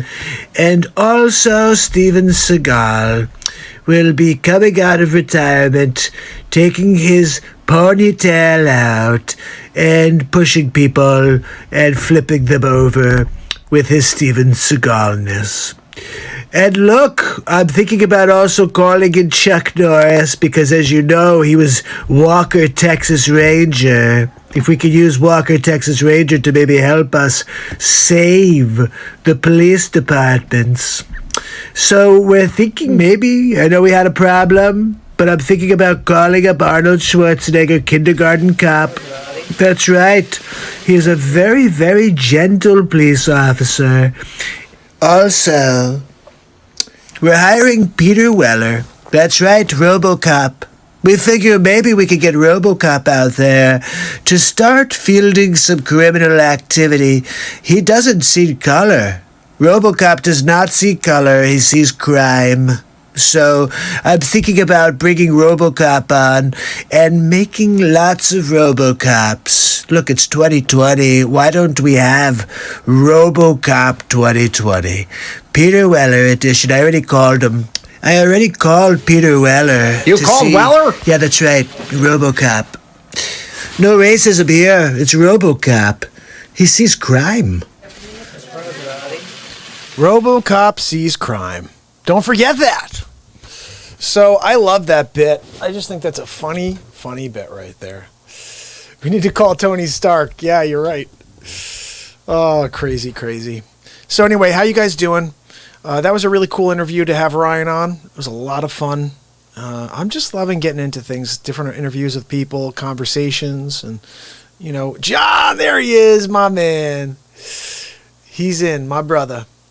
John, we've been connected over here. We just had Ryan on the show, and I played everybody the little bit from Norm Macdonald. We played episode 7 of the Donald Trump, episode 8 of the Donald Trump show, which was, You know what it is? There's too much Biden, right? There's too much Biden in there. I got to just take a little clip of him and like within each scene and then roll with it, okay? And add more Trump. Less Biden, more Trump, and it will be a solid bit. So we'll get it ready for tomorrow when I release it. And we'll be 8 episodes into the Donald Trump show. I'm thinking about going to 10 and then making that full episode. John, here's what I'm thinking. I'm going to take the episodes of the show, the Donald Trump show, and I'm going to play them one by one, but in between I'm going to do like a little commentary. This isn't going to be live. I'm going to do it here in the studio separately, and then I'm going to make an episode out of the whole thing. Here's the full Donald Trump season 1 or whatever, and it's one episode, or episode 1. Here's the true episode 1 of Donald Trump show, which is a full 1 hour episode of different bits and conversations as Trump. Sleep sofa. Look, Sleepy Joe. I want to take you down to Chinatown. Look, I'm really worried that Trump doesn't get in office for 4 more and I have to stop doing the Trump impression. Like, what the hell do I do without that impression, right?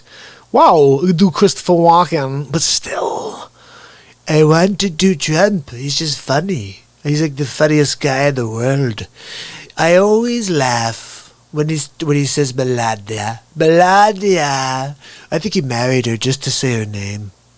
Melania. Oh, look, I was down talking to Melania. Who were you talking to? Melania. Who was it again? Melania. When I talk to her, she knows not to use the gold toilet. That's right. That gold toilet is just for the Trumper. Only the Trumper.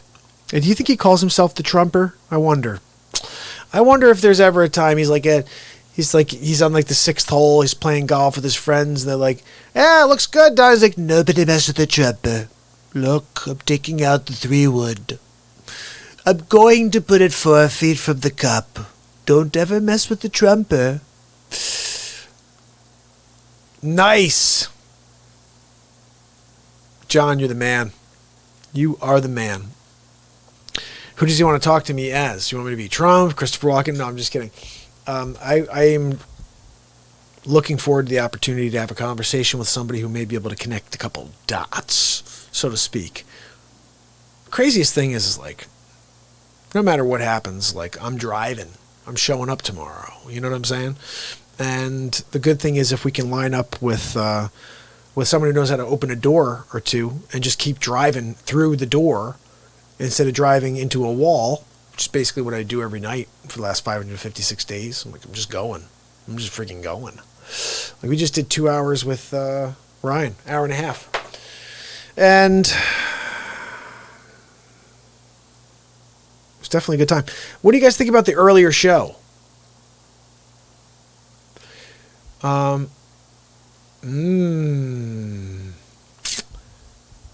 Nice idea. Gangsta Cat just said you could maybe take some other people like Biden, like Hillary Clinton, and then that would make room for more jokes. You're right, because what happened here, that's a very good point. And maybe I should do like Cuomo and do everybody. I think you're right. I got to just pick random people and go through it. I just got to drill on Biden right now because people think they're going to vote for him. And I got to let them know they're out of their minds. It's Hamill and Jameson. How about this one? Donald J. Trump back with episode 3 of The Trump Show. I want to thank you for joining me on episode 3 of The Donald J. Trump Show. Today, we talk about poison. That's right. Don't drink the poison. It's going to kill many people more than coronavirus. Yeah, poison. That's right. Nancy Pelosi. Yeah, I'm sorry. Some people don't know that we do call her poison. Let's take a look at this clip here. I want you to hear what she has to say. You demonize, and then we call it the wrap-up smear. If you want to talk politics, you call it the wrap-up smear. Let's be honest, Nancy. You know nothing about politics. Wrap-up smear? Really? That's what you've been doing to me? Sounds like something you got from your OBGYN. But whatever. You smear somebody with falsehoods and all the rest, and then you merchandise it. I'm sorry, Nancy, can you say that one more time? What was that? You smear somebody with falsehoods and all the rest, and then you merchandise it. Look, she's creating fake news. She told the reporters, you create a story. Let's get back to this clip. And then you write it. Can you freaking believe this? And they'll say, see, it's reported in the press that this, and this. So they have that validation that the press reported the smear. You write the story after we report the falsehoods, and it becomes a validated story by the news, by you, the fake news garbage. It's called the wrap-up smear. Now I'm going to merchandise the press's report. Also, when she says merchandising it, who is she, Mel Brooks from Spaceballs? Spaceballs the flamethrower. Yeah, okay, Poison, whatever. Now I'm going to merchandise the press's report on the smear that we made. And it's a tactic. And it's self-evident. You see there, she says it's self-evident because we've been doing it to Trump since he came down the escalator. Well, I have to tell you that I'm happy that I found out about this poison. Now I can put all of my efforts towards taking you down to Chinatown. That's right, we will drain Poison and Schumer from the swamp. It's Hammerlin Jameson, and it's hammer time. That's right. Look, I'm here every single night on the Real Talk program to rip the lid off the fake news. That's right. It's hammer time. A little ham, jam, bam. Thank you, ma'am. That's right, people. Look, check jam. Thank you, ma'am. That's right. It's Hammerlin Jameson. I'm here in the studio to drop the hammer and rip the lid off the fake news. Jennifer, how are you? Look, Jennifer, I want to let you know I'm here every night as Hammer.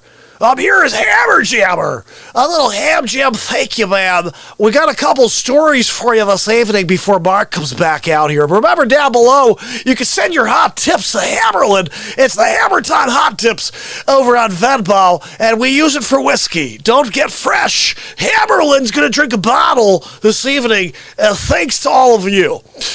So the coronavirus actually wants infected people to stay alive, according to a few scientists. You won't hear this from mainstream media, that's right, because they want you to stay in your basement or get the coronavirus, but they don't want you to stay healthy. That's what we're finding out here on the old Hammer Jam exclusive. Look, we're ripping the lid off the fake news. I'm not going to read the story because it's about as exciting as watching Nancy Pelosi lie to our faces. But what I will tell you is this. I don't know, people. I think it's a lie. Everything's a lie. What do we got here? There's another story. It's better than the first. I always have to say that. The stock market is poised to drop 42%, warns an economist who says the current climate feels just like 1929. I gotta tell you guys. We're pretty close to the 20s. That's right, we're in the 20s. It's 2020. And we're about to fall belly up, and it's not looking good. It's not looking good at all, people, because people are out there freaking out. We're putting on masks, but we don't have food to put in our bellies. It's a problem. Hammerlin. Yeah, Yahoo News. Wow, I love 2007. Is that what that was? I got to look into that. Hammer Jam may have given you a story from 2007. Look, we're ripping the lid off the news from 2007. But Hammer Jam, thank you, Mammer. Self-fulfilling. Hold on a second, people. Ham's going to be with you very quickly. Okay, I just want to let you know one thing. Okay, we're going to continue to rip the lid off the fake news. You can tune in here on Friday. Maryam Hanane is coming back on the program to join the Hammer Jammer to rip the lid off the fake news and to remind people that your vote is very important. If you vote for the sleep sofa, it will go into the cracks. You're going to lose your vote in the cracks of the sleep sofa. They're going to say, where did your vote go? You'll be like, I voted for the sleep sofa, Joe. They'll say, look, it's gone. It's in the cracks. So if you want to make your vote go somewhere, vote for Trump or vote for Kanye West. Or possibly for Dick Fauci. If you don't know Dick Fauci, I tell you, I'm worried about this is Fauci. It's that Dick Fauci. Have you heard about him? He's going to be fantastic. Yep, bingo. You told me about him, didn't you? I have to thank you. If Michelle's not running, I'm voting for Dick Fauci.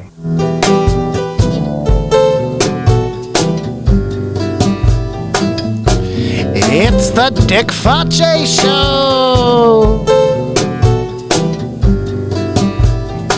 Dick Facce's been live every day since his mother kicked him out of the womb.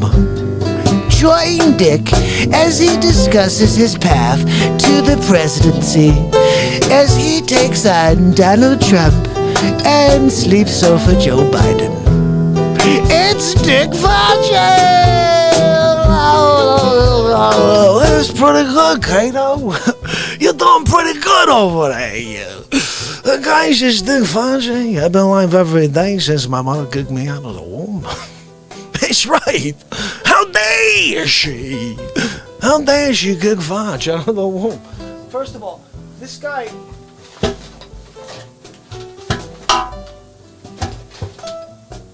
Oh. How dare you?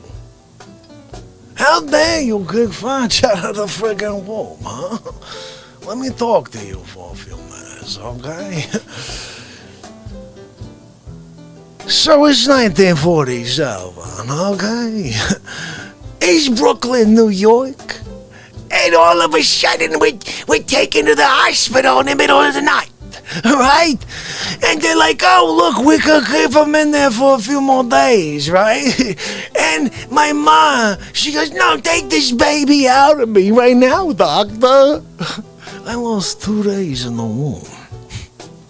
How dare she? I was tying my shoes in there. She's gonna kick me out of the womb. How you gonna do that to me? I was reading the last chapter of Moby Dick.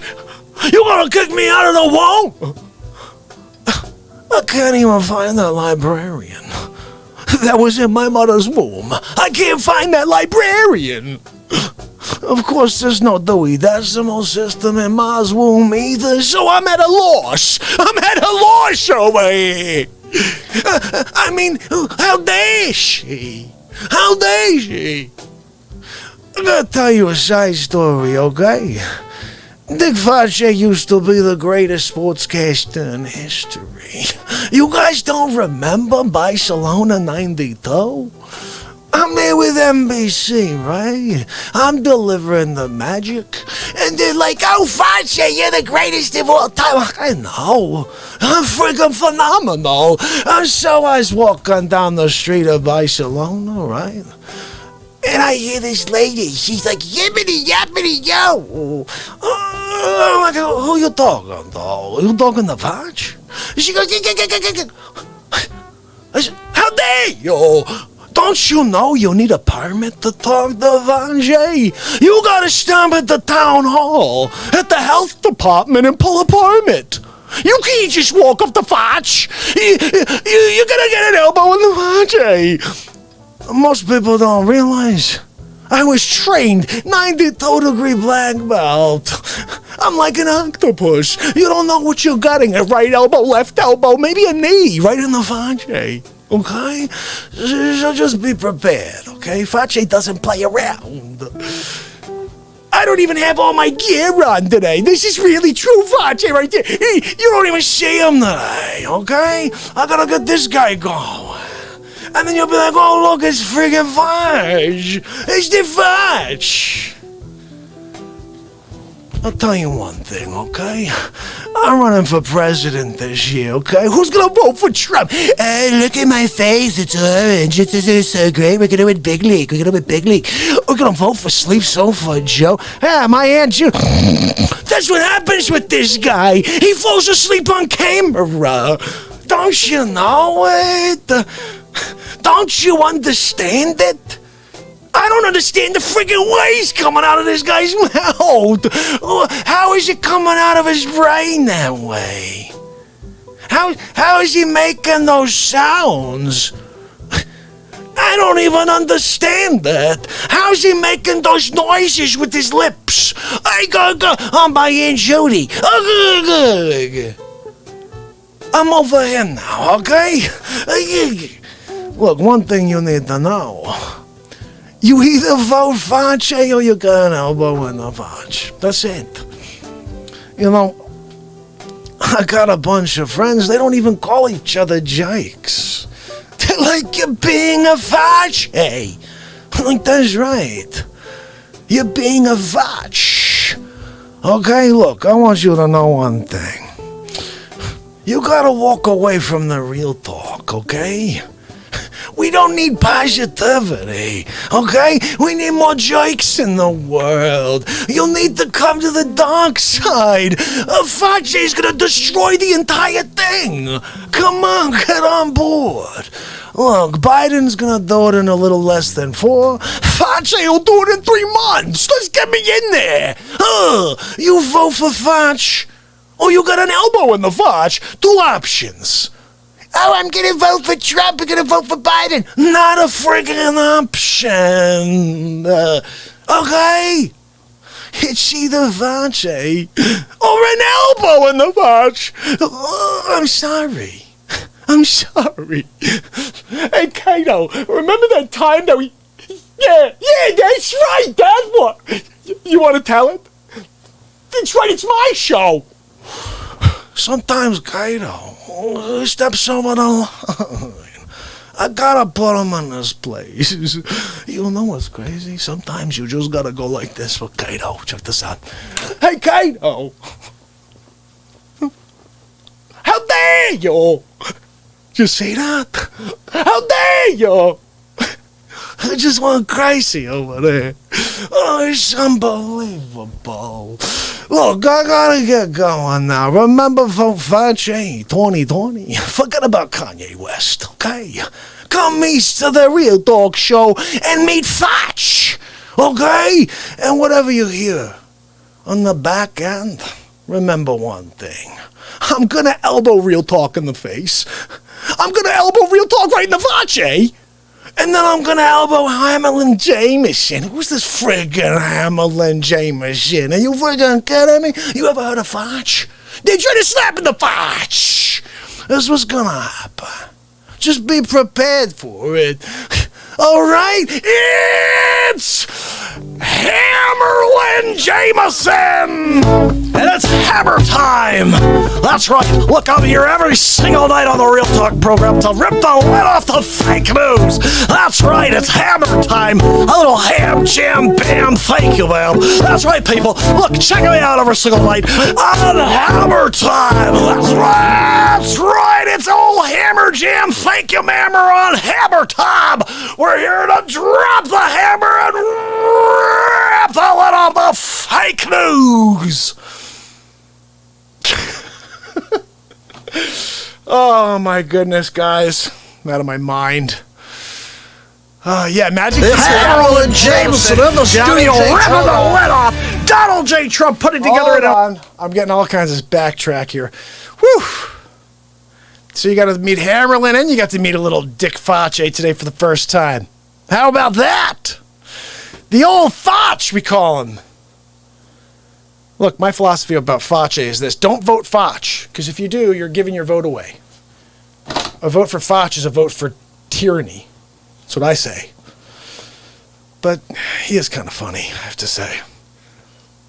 I always say, Fauci is essentially Andrew Dice Clay, a clean version of Andrew Dice Clay. And Hammerlin Jameson is basically like Anchorman 2.0. You know what I mean? It's like Bob Menery. Hammerlin, look, we're going to be ripping the lid off the fake news every single day. Gangster Cat, you're right. Imagine Kim K as the first lady. That would be hilarious. Mike, you're hilarious. I appreciate you. John Beckman is just Richard or Dick. Sometimes we call him Dick. Sometimes you could call him Richard Fauci as well. But the pun on Fauci is by telling people that you're going to elbow him in the Fauci, because his name is Fauci. But elbowing people in the Fauci means that the Fauci is the face. So what's his name then? You got it. And that's what makes him so funny. Hey, remember that time, John? Hey, John, I went down to the Cubby game. That was a good time. Let's get some cells of whiskey, and we're going to have a good time, a good old time. That's right. Hammerlin, you're right, he's got a little bit of the Harry Carey going over there. Look, I want you to understand that this Friday evening, Hammerlin's going to have Mariam Hanade on the Real Talk program to rip the lid off the fake news.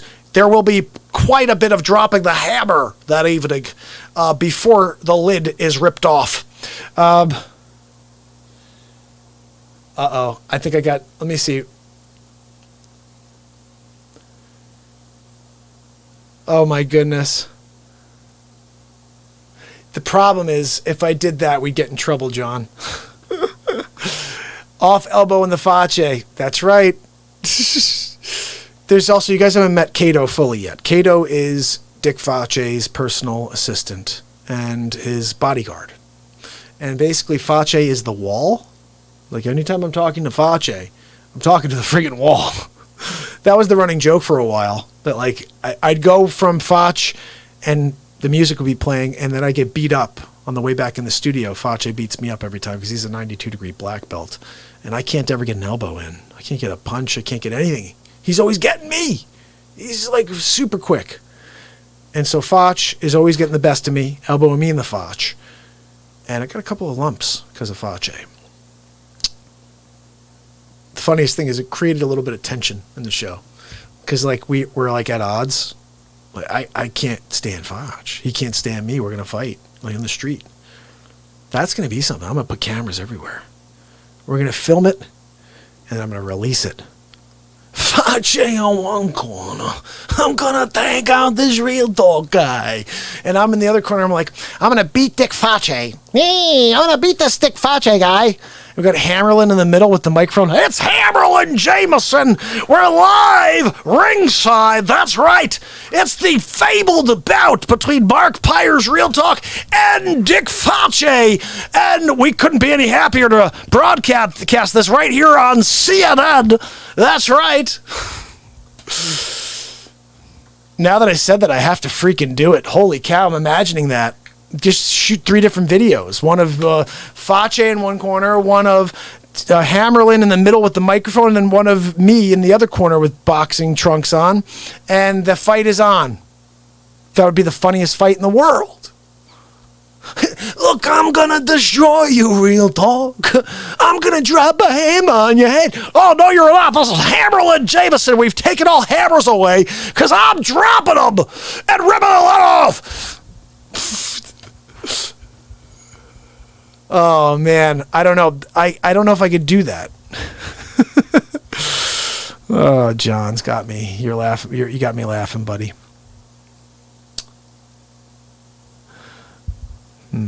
Got me thinking about what kind of voice I could be doing. Gangsta Cats at episode 560 boxing match confirmed. It may be. The crazy thing is, guys, when this show actually starts progressing, like when we can get to where we know we're going to be going, I don't know when the hell it is, but when we get there, and I actually have a production crew that's able to help me and say, look, what do you want to do, Mark? Like, I want to do this. Like, really? Okay, well, we have the cameraman, we have the crew, let's go. It's going to be a whole different world. I'm doing everything myself right now. Coming up with the ideas right before the show, but if it was my job, if this was my career where I was able to do this, and all I had to do was be creative on a daily basis and come out with face swaps that were monstrously funny on a daily basis, I'd be dropping 3 or 4 a day. So I'm thankful to people like Sigger and anybody else who continues to join the Patreon to support the program, because the more support I get from you guys, the better the chances are that I can make this my thing. I'm here just creating for you all the time. It's going to be a road. Believe me, it's not happening tomorrow. I'm going to keep showing up and do 2, 3, 4 hours anyway. But being live with you is different than being able to prepare and do some stuff.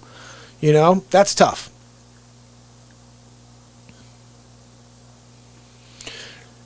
Listen, I agree with you. John said you need to appeal to all audiences.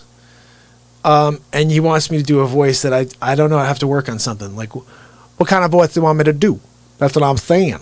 What are you going to go with? What's up? I had this friend in high school who used to say that. I'd be like, what's up? He used to say the funniest thing. He'd be like, what's up? I thought what would be kind of funny is to take one of the other... Like, I still have this guy over here. Check this out. I still got this guy over here. You see? This crazy mustache thing.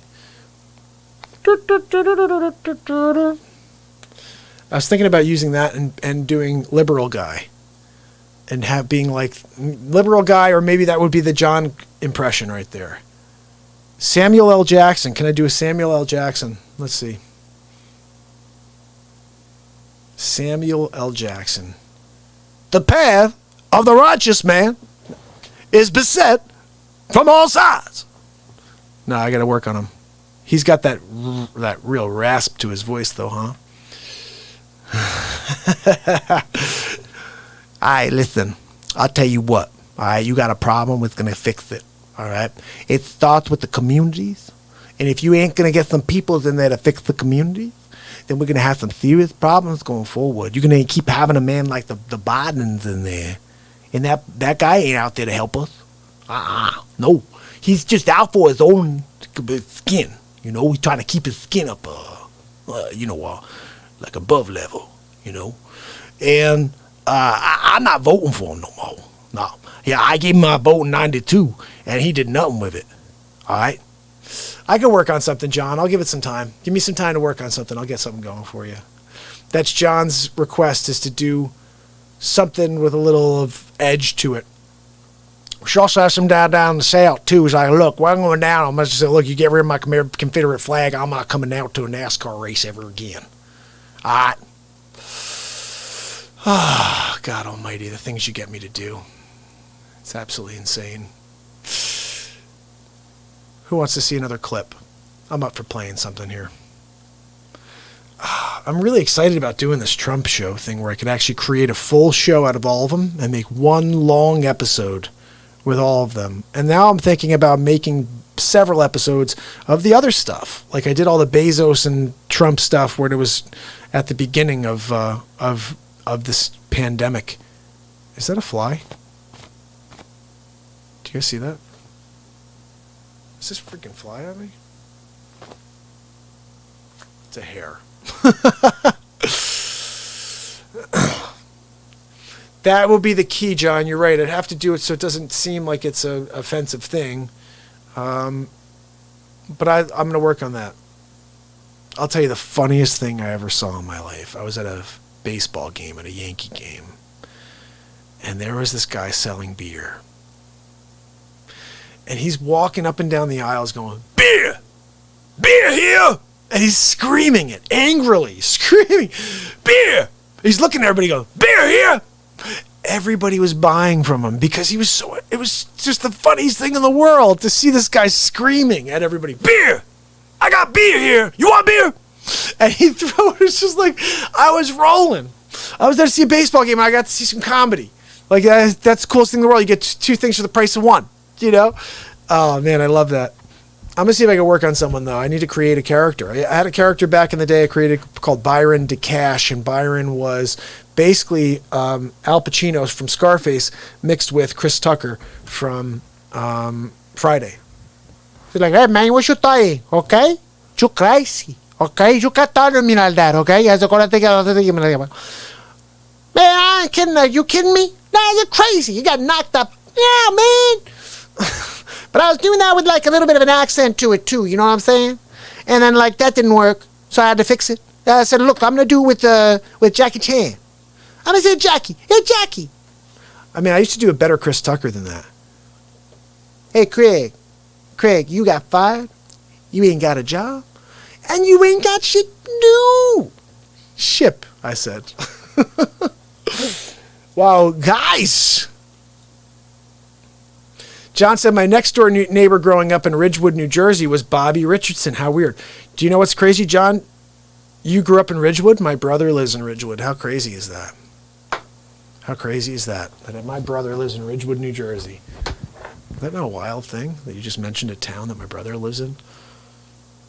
I grew up in New Jersey-ish. Tom's River. I talk about a place there that's like the unbelievable, most amazing donut you'll ever have in your life. If you have a chance to go, it's called Obco, O-B-C-O. And every day, at least I assume, I'm not sure what they're doing during coronavirus, but every day they make these donuts.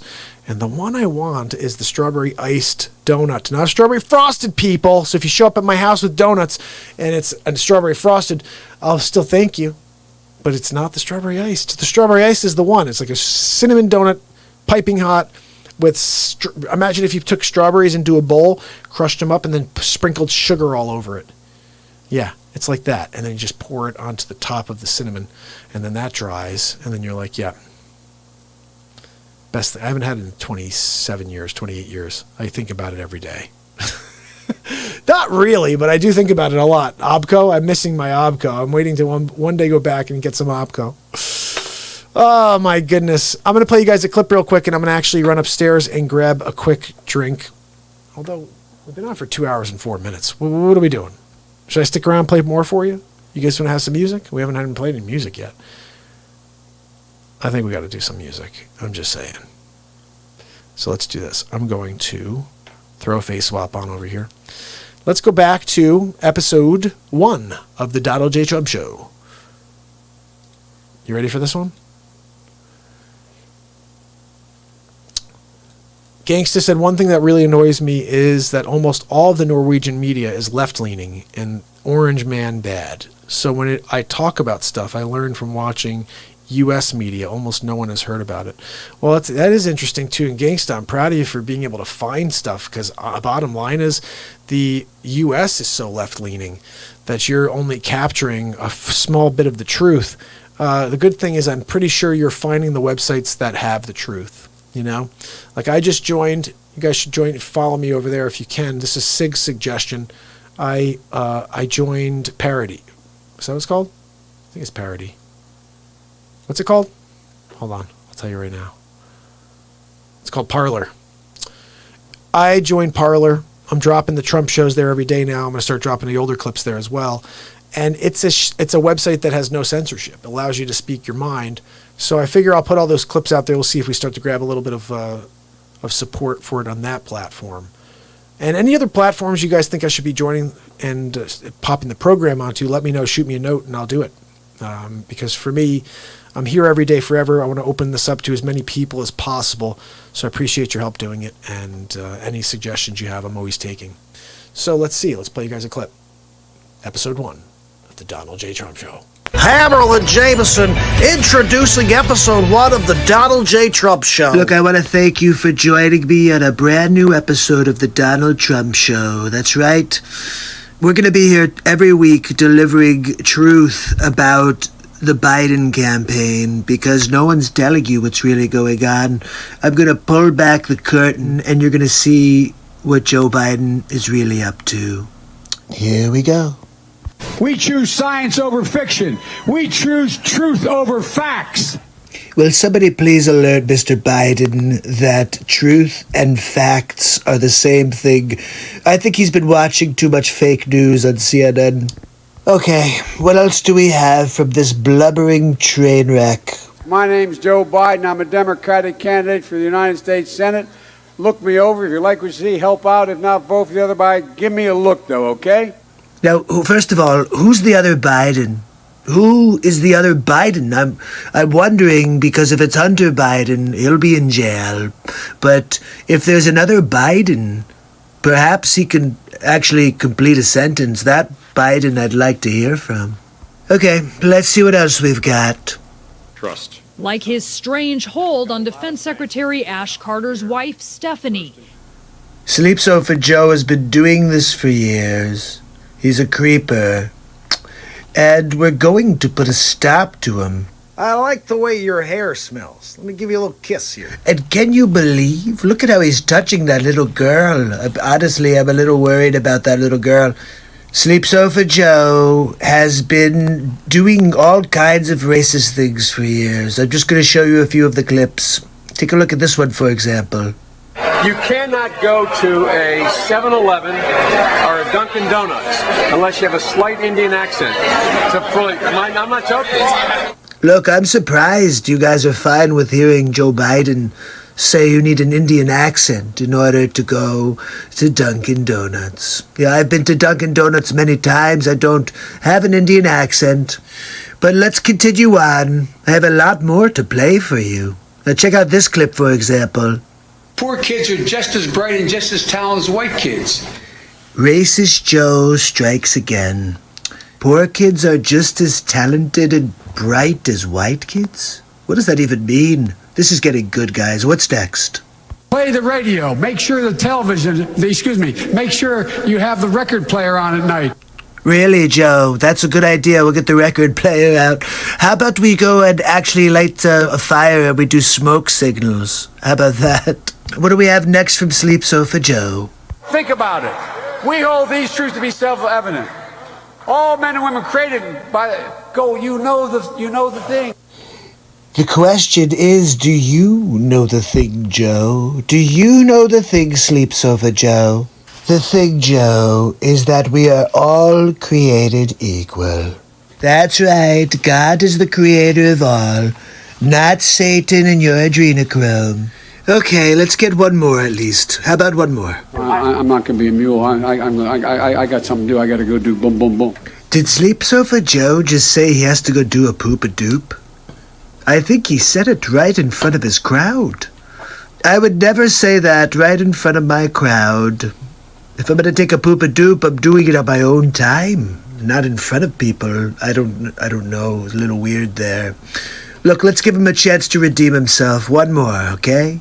You got more questions, but I tell you, if you have a problem figuring out whether you're for me or Trump, then you ain't black. Wow. Really? Look, I'm not sure what else to say after watching that ridiculousness.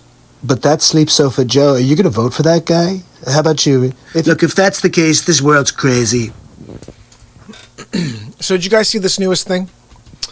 Where New York Times, they put out an article saying the only way that the Biden should debate Trump is if there's two caveats. Trump has to release his tax returns from 16 and 18. And there has to be real-time fact-checking during the debate. So they have a unbiased group of censors, which or people fact-checking the president, essentially. And that's the only way they're going to let Biden actually out of his basement. Never thought about this, that they can keep somebody in office or get someone in office by not actually debating. We used to have people platform, or they would debate on platform, like their specific platform issues. What are the issues now? It's either Trump or no Trump. That's it. There are no issues anymore. No one's talking about abortion. Nobody's talking about unemployment. No one's talking about anything. They're talking about Trump or no Trump. It's pretty crazy.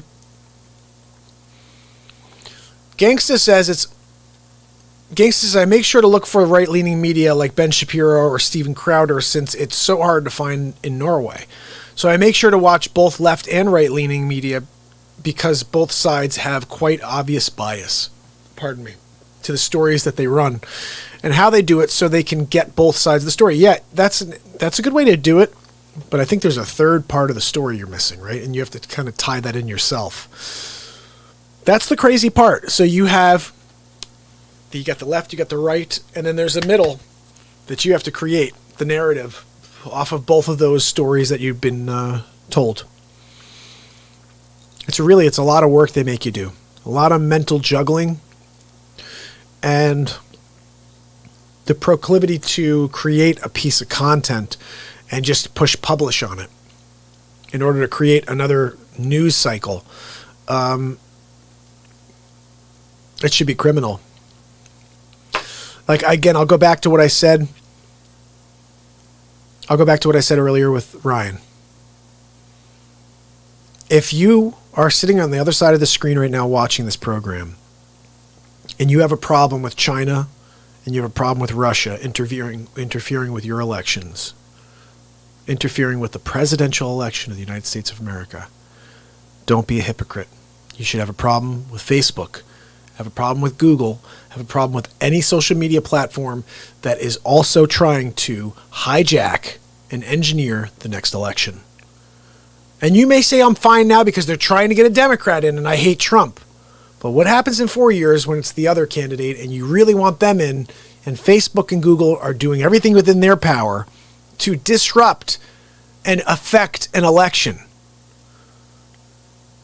So We have a huge problem when Russia and China do it. But no problem when Facebook does it. No problem when Google does it. Google, I got to find this video again. This is earlier in the year, last year, Ted Cruz. And this guy's saying, look, they shifted between 2.5 and 12.5 million votes to Hillary Clinton in the 2016 election. John says that's correct. Social media is a cancer. It is. But it's not only that. It's as bad as communist China and communist Russia. What does that tell you?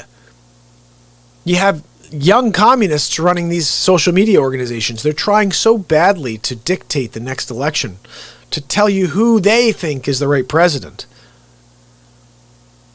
And again, what weirds me out is how when you finally got someone that's a, lifelong politician out, and you have an opportunity to get something new in there, fresh, real blood, someone's out there working for free, no salary, let's get rid of him. Let's just get rid of him. We don't need the billionaire with good ideas. That's tough on Russia and negotiating deals for us and holding NATO to task and making sure that they pay their fair share and everybody pays their fair share into NATO and walking away from the WHO. Just show me another president that's been that tough with anybody. And then the people call him weak, the same moment, same breath. It's amazing to me. Show me anybody who did that. Show me somebody who closed the border to China in January and was called a racist and a xenophobe by everybody. They threatened to impeach him for this. And then 2 months, not even 2 months later, they're all saying he didn't do enough. He didn't do anything. Oh, you didn't do anything? You call this a fraud and the fake and both. He closed down the border. He continued to try to keep the agenda of peace on this planet.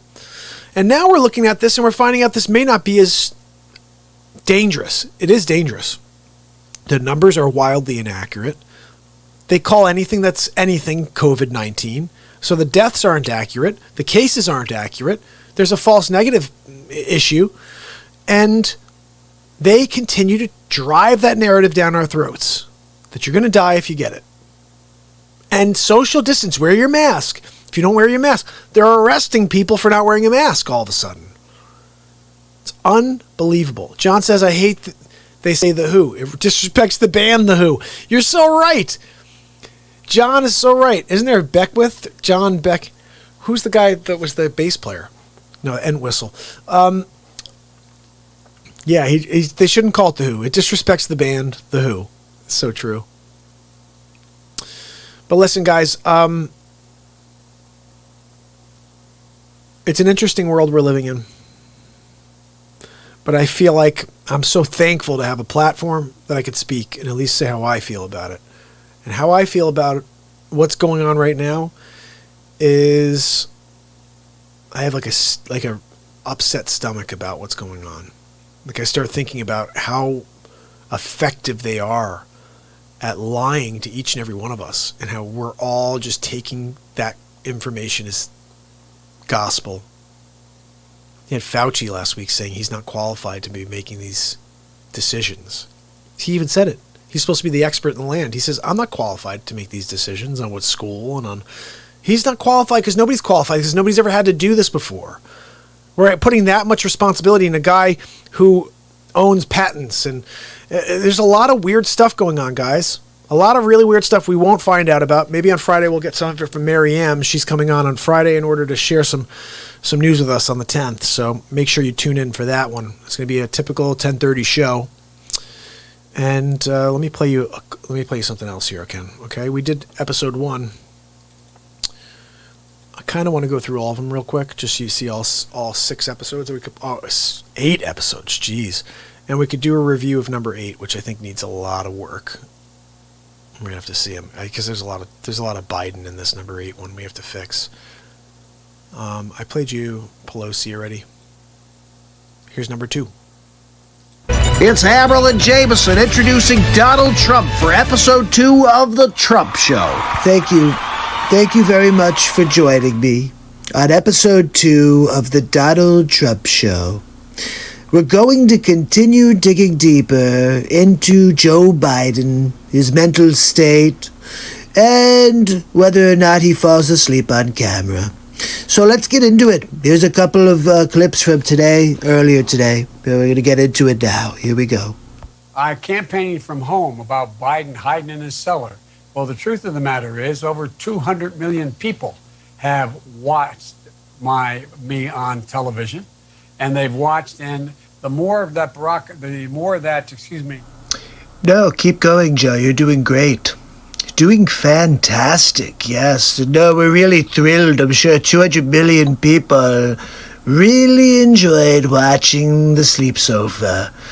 Look, I could take a nap on my own sleep sofa. I don't need to watch you while I do it, unless they were trying to fall asleep quicker. Maybe instead of reading, they said, well, if I watch Biden, I could fall right to sleep. Okay, let's see what's next. I've been down to Virginia. I've been around the country, but I do it responsibly, and I don't hold rallies because it is the reason why we're in such trouble by not listening to the experts and the scientists about social distancing and wearing masks, which I never do when I walk outside of this house. Wait, let me get this straight. So the scientists and doctors tell us to wear masks, but the moment you leave the house, you don't wear your mask? Sleep sofa, I'm pulling a little fake news on you right now. Just check the real footage. And wearing masks, which I never do when I walk outside of this house. I never fail to do. See? And Trump will play it for you because I think you still look like an idiot. Okay, what else we got?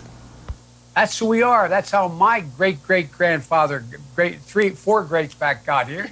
He got in a coffin ship on the Irish Sea, never knowing whether he was going to make it, and he made it to the United States of America in 1848 when the British were, anyway. The British were coming. Look, it's like Paul Revere. No, finish it up, Joe. What were you saying when the British were coming? Is that your grandfather was part of the crew? Is your grandfather a redcoat? What are we talking about here? I'm trying to figure out what the hell Joe is talking about. My grandfather, and when the British, he said, and then he stopped himself. I think he was about to say when the British were coming. Anyway, look, as long as Joe continues to stay in his basement and he won't debate me, I'm going to have the Trump show continue. So till tomorrow, have a good night. Does not mess around, this Trumper. Just letting you know. You got to be ready for it. Gangster said this is going to turn into a 10-day long stream just rewatching 874 episodes of the Donald Trump show. You're so right. That's the beginning of what's going to be so freaking crazy. Oh, John said, oh my goodness, I don't want to say the first word. He said, this guy is so decomposed. Put him in a compost for Kirk's sake. Let's say that. You could say still, even though I say it's about energy, I still don't disrespect the mantra. Here we go. Ready? This is I'm skipping past the poison one because we watched that a few minutes ago. So here's episode 4 of the Donald Trump Show. It's Hamill and Jameson back with episode 4 of the Donald Trump Show. Thank you very much for joining me for episode 4 of the Donald Trump Show. Tonight, we get back into Sleep Sofa Joe. Look, we've got a lot of clips to get through, so let's get started. I'm coming directly to you for ask a quick favor. I can't believe they use this as their pitch on YouTube. I mean, I've come for you to... It sounds like something out of Close Encounters of a Third Kind. Sleep Sofa, are you from a different planet? I'm trying to figure out what the hell it is that comes out of your mouth. Sounds like gobbledygook. I can hardly wait to debate him on stage. I want people to see me standing next to him and him standing next to me. We'll see who's sleepy. Mr. Vice President, thank you. Thanks for your time. Please come back in less than 13 years, sir. All right, Chuck. Thank you very much. All right. It's Chris, but anyway. Chris. I just did Chris. No, I just did Chuck. I tell you what, man, these are back to back. Anyway. Sleepy, hello? It's not Chuck, okay? But you have a problem with back-to-back meetings? How do you think you're going to do back-to-back-to-back-to-back-to-back when you're president? Look, he's gonna have to take a poop-a-doop in between, remember? Why doesn't he just act like a president? That's a stupid way to say it. You know, I guess, Donald but Trump I was really asked on. Sorry. Go ahead. No, probably best I don't. You know, I feel kind of bad for Sleep Sofa. I mean, he looks like he's going to cry. He's like an old puppy dog whining for a bowl of milk. Look, Sleep Sofa, I'm sorry. You know, you have to act confidently if you're going to be president of the United States. I tell you what, I'm so darn proud. And those poor people who have lost, anyway. This is your brain on drugs. That's right. Any questions? I would see to it for immediately moving toward, we are in fact in a position now that if in fact we dealt with mitigation across the board, just what we did in the last administration and before, leading to a standard that we provide efficiency for appliances. Have you ever seen that scene in Scanners? It kind of reminds me, I wonder if they're going to do, you know how they keep doing, we're doing Jaws over. You think they'll do Scanners over and maybe have Sleep Sofa Joe in his, one of the lead characters? I would watch that, even though he makes me want to fall asleep. I'm ready on day one after more than 3 years in office. Why isn't Donald Trump ready? Mr. President, wake up. Can you believe that? Did he really just say for me to wake up? Is this Pinocchio and Geppetto is in the background pulling strings? Because it doesn't even look like he's alive. I feel so bad for this guy. I'm going to demolish him when we get into a debate. I mean, honestly, he doesn't even know who the hell he is. And you guys are going to vote for this guy? He's up by how many points? I mean, what the? He can't even speak, people. He said he's going to beat himself. Did you see that one? This is Sleep Sofa Joe saying how he's going to beat himself. I'm prepared to say that I have a record of over 40 years and that I'm going to beat Joe Biden. Well, let's hear that one more time. Joe, can you do that one more time for us? I'm going to beat Joe Biden. Joe Biden. I'm going to beat Joe Biden.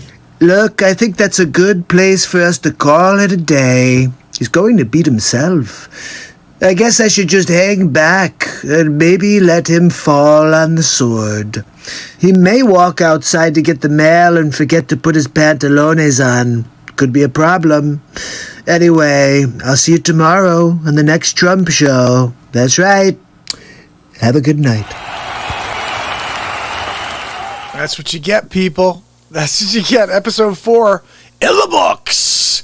I'm going right up to episode 5 for you. I know, John. Wait, it gets even worse. It gets worse, John. Ready? It gets worse before it gets better. Episode 5. Here we go. It's Hammerl and Jameson live from Mount Rushmore. Donald Trump for episode 5 of The Trump Show. Thank you. Thank you for joining me here at the monuments. Look, this is a very exciting time. I started my own talk show this week. That's right, the Donald J. Trump Show. We're winning big league. We're dropping lots of content about Sleep Sofa Joe Biden. Lots about Sleep Sofa. We also did one episode about poison so far. And we're going to continue to drop positive content about Sleep Sofa Joe Biden. Because I will not let him beat me now. We have done too much work here in this country. Are you guys ready to stick a fork in Biden? Are you ready? Oh, watch this clip. Ready? I'm Joe Biden's husband, Joe Biden. I don't know what to say. I'm a little confused. Could you tell me what does that mean, Joe? Married? I'm Joe Biden's husband, Joe Biden. I don't know. So, are you going to be your own first lady? Or what does that mean, Joe? Could you please elaborate? I'm Melania Trump's husband, Donald Trump. I'm not really sure, so Joe's married to himself? Just going to give you the one for today. That's enough to squash the sleep sofa. Look, he's comfortable to lie on. Just not to vote for. We don't have to trash the man while we're here at the National Monument. He's just a sleep sofa. Look, if you can't catch the Donald Trump show, make sure you tune in to Real Talk. You see, my kids, Melania, they all love Real Talk. Well, we give it to people straight on the Real Talk program, and it kind of gave me the concept for the Donald Trump show. So tune in. Every night I'll be on either my show or the Real Talk show. I'm going to drop content for you because the fake news is not letting the Trumper breathe. That's right. It's trying to shut down the Trump. Look at that beautiful monument. They're going to put my face right next to George Washington there. Perfect spot. They're going to have my tie. It's going to go all the way down to the ground. So Democrats will hit their faces on it every time they walk by. I love that line. Oh, I love when some of these lines come to me, guys. Like, seriously? That was ridiculous. So that's episode 5. We're going to go to episode 6, and then I'm going to play 7, even though it's really bad. Oh, no, 8 is really bad. So I can review what I need to fix. That's how we go here. Ready? But here we go. Here's number 6. It's Haverl and Jameson live from the studio. Donald J. Trump joins us from Washington, D.C. Thank you very much. Thank you for joining me on episode 6 of the Donald Trump Show. That's right, I'm here in Washington. Sometimes people think it looks like the Epcot Center. No, the Pope is not back in that building. It's Donald Trump's home. In the process of fixing the dome. I think it's about time we get back to Sleep Sofa Joe. Sometimes we call him Bumbling Biden. I'm not sure what I feel like calling him today. Let's see what Bumbling Biden has to say. I just love them both. I just love Sleep Sofa Joe. He's a bumbling Biden sleeping on the sofa. So, let's see what we've got today. I propose, and I'm going to digress slightly. We're in a situation. Every time I think to myself, well, there's no way it could get any worse, they show me another clip. This is Sleep Sofa Joe, bumbling Biden. Take a look, people. Well, folks, eliminate one tax loophole out of $1.6 trillion worth. $1.4 trillion worth. Well, which is it, Joe? Out of $1.4 billion. It's hard to even say it, it's so much. Really? Joe, calculator for you? Here, why don't you use this calculator, see what you come up with. It's cost a lot of money. It cost about $740 billion over 10 years. 740 billion. Wow, Joe. That's a phenomenal amount of money. Do you want that in Monopoly dollars? If you agree with me, go to Joe 30330 and help me in this fight. Well, Joe, if it's a matter of dialing 30330 in order to help you fight the battle against Alzheimer's, I'm in. Okay, what else we got? And they'd say to you, take my shotgun. I said, I have 3. I now have 5 because my son died and I have 3 of his. I have 5 shotguns. Oh, so close, Joe. So close. 3 plus 3. So close. You did not form it as a question. It's also not 6. I know I'm called middle class, Joe. It's not meant as a compliment. Means I'm not sophisticated. I'm sorry, Sleep Sofa. I hadn't heard that one. Middle class Joe. I've heard creepy Joe. I've heard bumbling Biden. I've heard Sleep Sofa Joe, Sleepy Joe. I've heard about a terrible cup of Joe. It's more like out of gas, Joe. Out of gas, Joe. He's out of gas, people. He's got nothing left in the tank. We're going to extinguish him in the street. I'm going to rip his arms off in the square, just like Braveheart. Jumper Braveheart, we're kind of cut from the same cloth.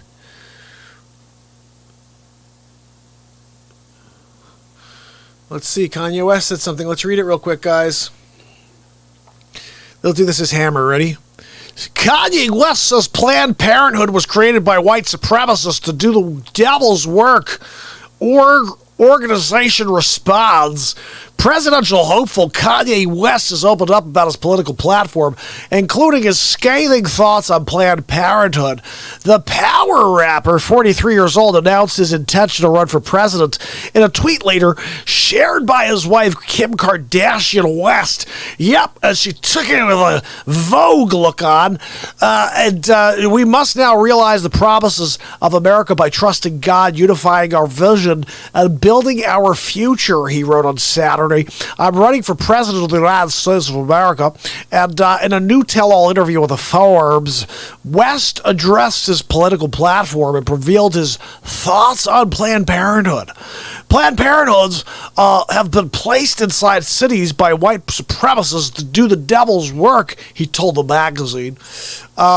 Jennifer, without a doubt, Jennifer, it's pretty clear that if I vote for someone named Sleep Sofa Joe Biden, that he's going to fall asleep on the job.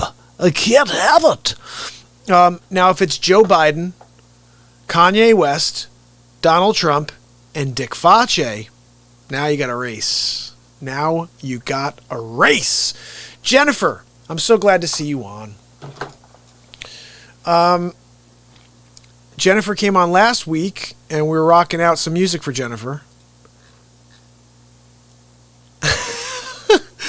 John said, good Lord, will Yeezy keep the crazy guy Caitlyn Jenner away from the White House? Do you guys remember back in the 90s there was a tune?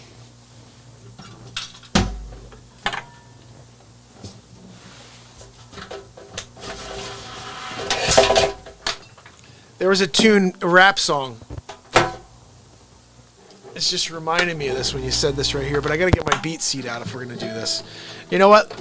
I'm gonna take the beat seat out because I know Jennifer likes music too, so I'll play this song. I'm going to get out and play something for you guys. But let me get, we were on episode 6, right? Yeah, we did that. So let me put episode 7 on, and then we are going to continue on here. I'm going to play something for you after episode 7.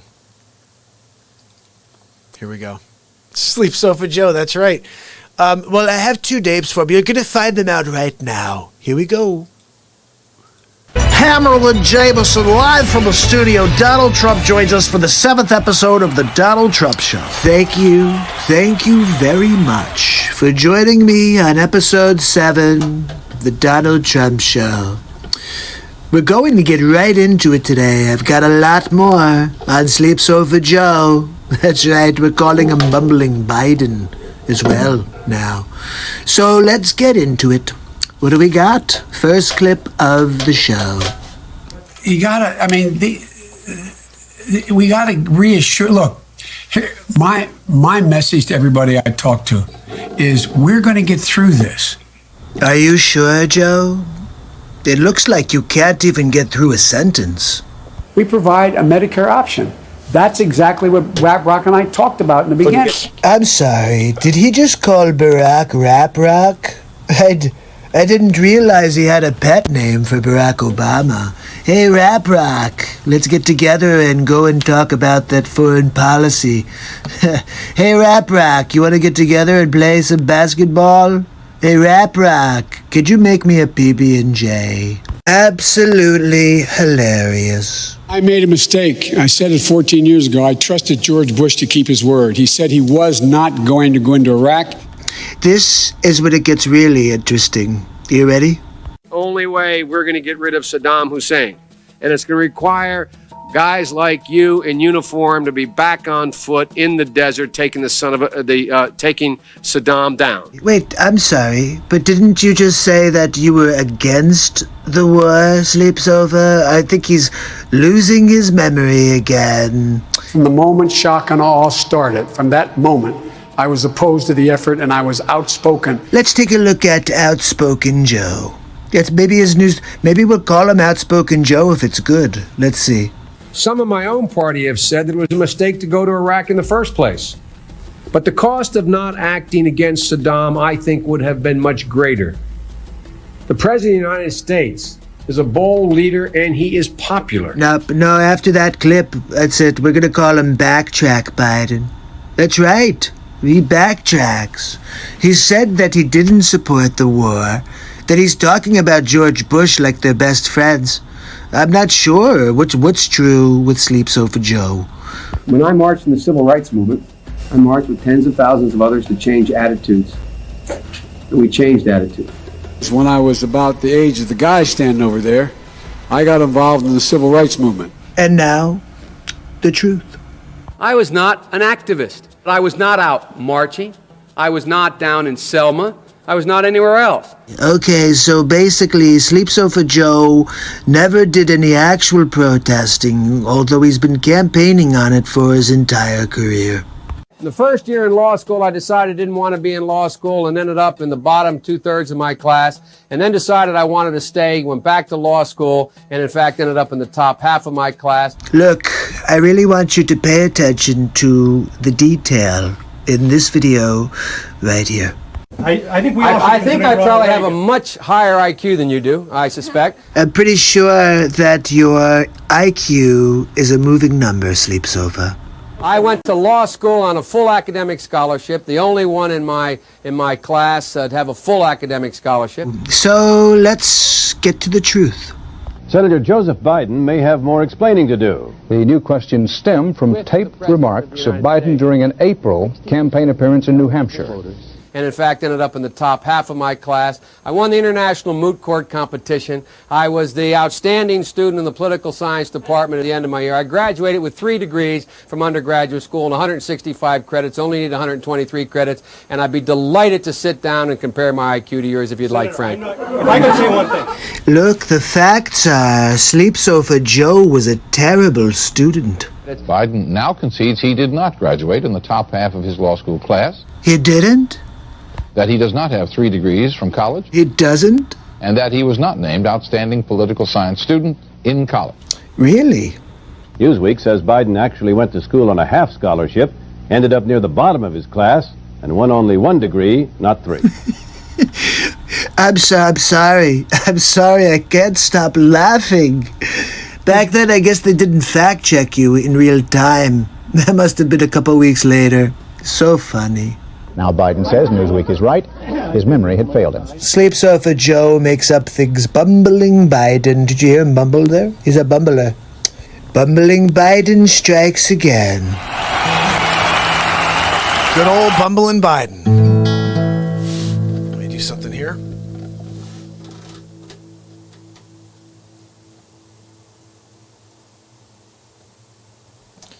That'll play. Let's bring this back over here. Maybe I can reactivate this camera. Let's see if I can when we go over to the beat seat. There's one camera. There's my invention, the drum you can play with your hands and feet, the beat seat. Let's do something over here, though. We need another camera. Let's reactivate it. What? Yeah. You guys ready for a little something? Who's on with me? He is decomposing right in front of us. You know, it's kind of like he's the ghost of Christmas past from Scrooged. That was a callback. Who saw Scrooged? I love that movie. With Bill Murray.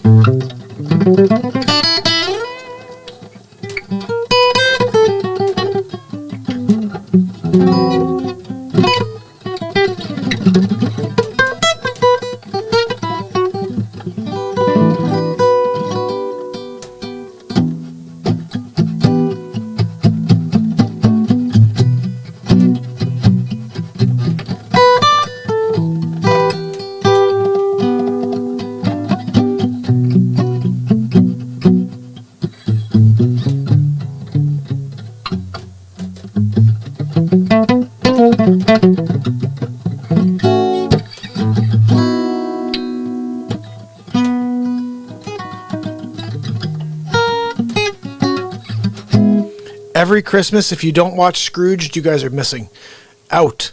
It's the best Christmas movie. The best Christmas movie. Such a good movie. Bill Murray, everything. And Groundhog Day. 2 Bill Murray movies you need. And the third movie you need, nobody knows this one. It's called The Man Who Knew Too Little. The Man Who Knew Too Little with Bill Murray. Somebody has to go and find that one online tonight and watch it. I have the DVD somewhere. Amazing.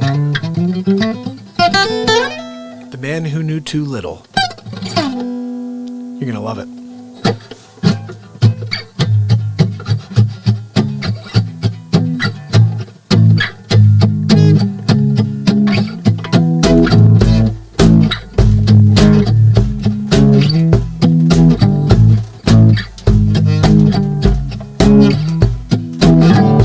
In a world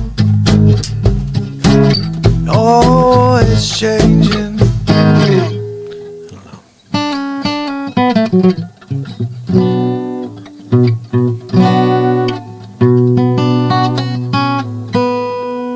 What about Bob? There's the fourth. You're right.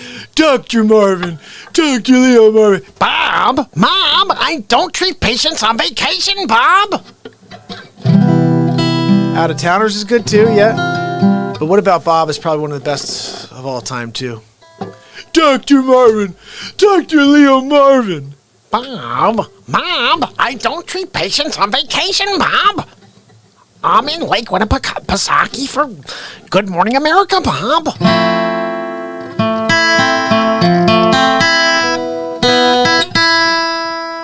Why is that so bad?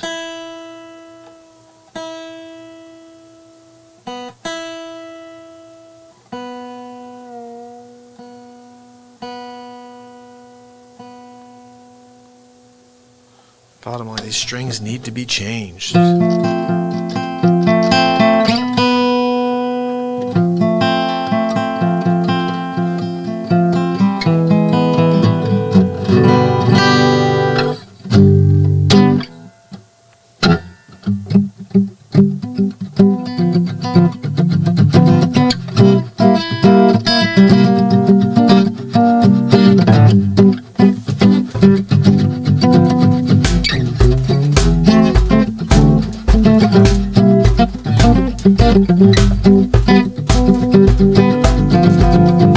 Well, I hear the train rolling around the bend. Listen to that.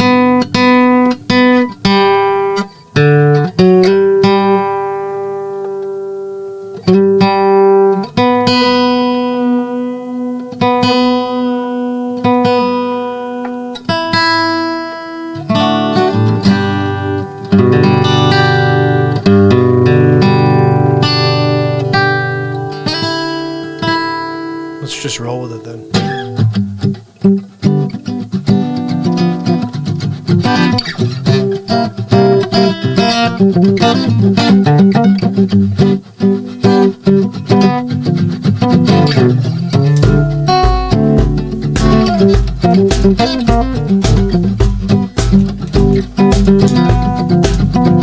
Well, I hear that rain rolling around the bend. I ain't seen the sunshine. I don't know well I circumfort some prison. It's where I want to stay. And them people keep moving under the saying in tone. Well, when I was just a baby, my mama told me, son, always be a good boy. Don't ever play with guns. Well, I shot a man in Reno just to watch him die. And then people keep moving on down the San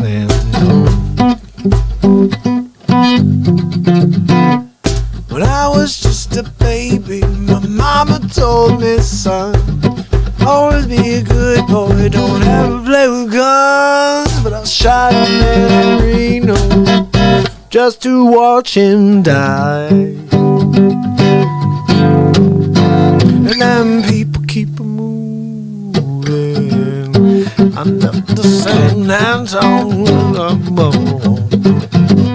Oh, I bet there's rich folks eating in their fancy dining cars, private drinking coffee, drinking big cigars, like why they coming. I know I can't be free, and then people keep moving on to San Antonio.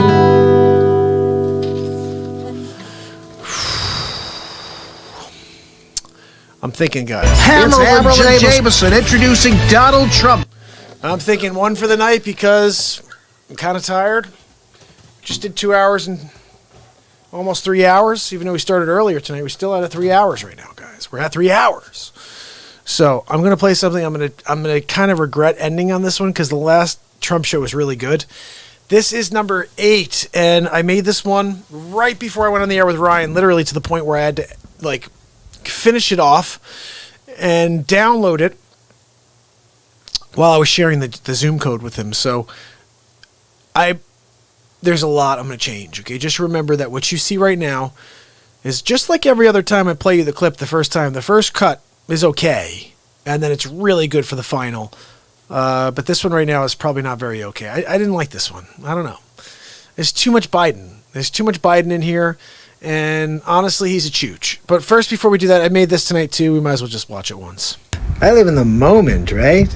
So I'm out to dinner the other night, and I see these Antifa scum come up to my table, right? And they're like, hey, aren't you Norm Macdonald? Aren't you the original Dirty Work guy? He's like, yeah, it's me. Look, you want to have some of my turkey? And it's like, what are you doing here? I'm trying to eat with my wife. Like, what do you want, my wife's meal? Like, I couldn't figure out how to get rid of them. Everywhere I turned, they were looking at my food. That's a little Norm clip for you I made tonight, just for the heck of it. I saw a clip of him, that clip. He dropped it earlier because I subscribed to his channel. And I'm like, oh, I guess I could use that to make a clip real quick of the old Norm. Hey, yeah, I love Norm. Why not? Okay, so guys, this is episode 8 of the Donald Trump show. Yeah, it's like some dirty work, really. But the bottom line, guys, is that it's not good right now until I clean it up. I'm going to clean it up, but here we go. It's the first run. And you know what it was? There's too much stuff. I'm going to cut it down. I'm going to put some more Trump in, less Biden. Here we go. Live at the studio, it's Hammerlin Jameson. We're back with another episode of the Donald Trump Show. Thank you very much for joining me for episode 8 of the Donald Trump Show. That's right, we're cooking along here.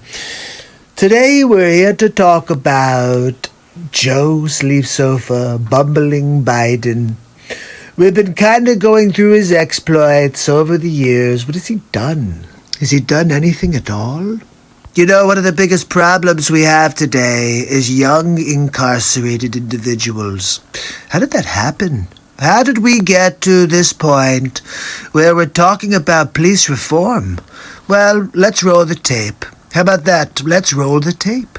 It doesn't matter whether or not they were deprived as a youth. It doesn't matter whether or not they had no background that enabled them to become socialized into the fabric of society. I'm starting to see a little of the bumbling Biden taking place. This is all the way back in like the 90s. It doesn't matter whether or not they're the victims of society. Wait, bumbling Sleep Sofa, I thought that being the victim was your platform. Now all of a sudden it doesn't matter if they're the victims of society.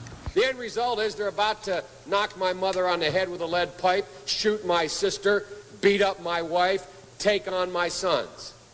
Seems a bit odd that all of Joe's family's being attacked in the streets. So I don't want to ask what made them do this. They must be taken off the street. And there you go. See, I told you that Joe was one of the parties responsible for the crime bill in the 90s. There you go. Unless we do something about that cadre of young people, tens of thousands of them, born out of wedlock, without parents, without supervision, without any structure, without any conscience developing, because they literally, I yield myself 3 more minutes. Hold on, I want to get this straight, Joe. So basically, 1994, I believe this is, you're talking about the same problems they're talking about now, but you had 3 more minutes to yield, by the way, and then 30 years since then, and you've done nothing to fix the problem. Because they literally have not been socialized. They literally have not had an opportunity. We should focus on them now. Classic. Really? Sleep Sofa Joe is talking about fixing the problems, never fixed the problems, yet 8 years in office, and he's still trying to play the same game. If we don't, they will, or a portion of them will, become the predators 15 years from now. And Madam President, we have predators on our streets. Somebody get Chris Hansen on the line. Again, it does not mean because we created them that we somehow forgive them or do not take them out of society to protect my family and yours from them. Now you see where the division started? And it's a sad commentary on society. We have no choice but to take them out of society. Before you blame Donald Trump, make sure you look at the Sleep Sofa. But they are in jail, away from my mother, your husband, our families. It looks like the answer for Sleep Sofa Joe was to throw everybody in jail. Talk about divisive. Okay, I gotta get going. I'll see you tomorrow. So I know it needs work. It needs work, let's be honest. I'll clean it up. I'm going to clean it up. It's going to be awesome for tomorrow. Day 35557 on the road tomorrow, people. And I think tomorrow I may have a guest. We'll see. I'm trying to get Darren Hunter on here to discuss his book. Friday, I've got Marianne Hanane coming on here for some more real talk, ripping the lid off it, going down the rabbit hole. We call it Down the Rabbit Hole with Marianne. So that'll be this Friday evening. Some real talk, some music, and Marianne. So we're going to get into that. I'm going to keep dropping Donald Trump shows for you. Tomorrow I'll have a cleaned up version of that last one with Biden louder and less of, because he's quite annoying. And we'll see if we can make some magic out of that one. But we're getting close to being able to make one full real episode. Just those 7 before the 8th, it's about 29 minutes worth of Trump episodes. So, Jennifer, thank you so much. I really appreciate you. I'm going to play you because I'm not really feeling the vibe too much on the bigger stuff, but let me play you this real quick because it's one of my favorite songs of all time.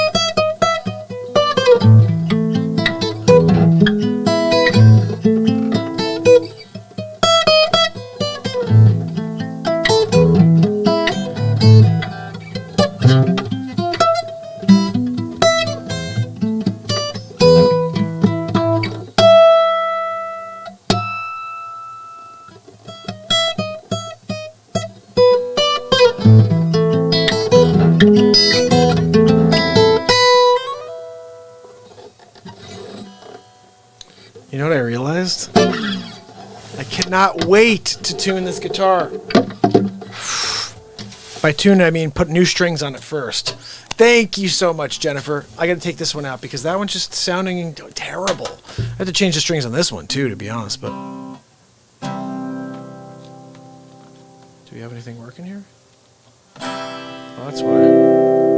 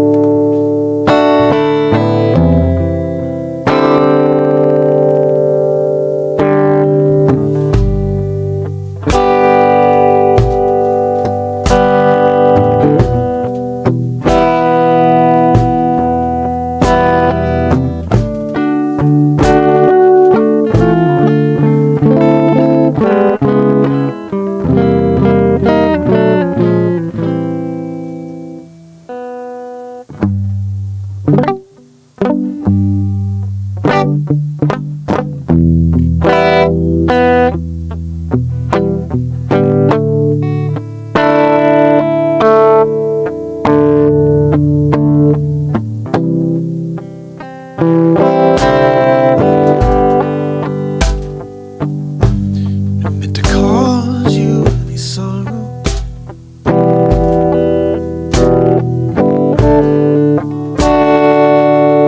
I meant to cause you any pain.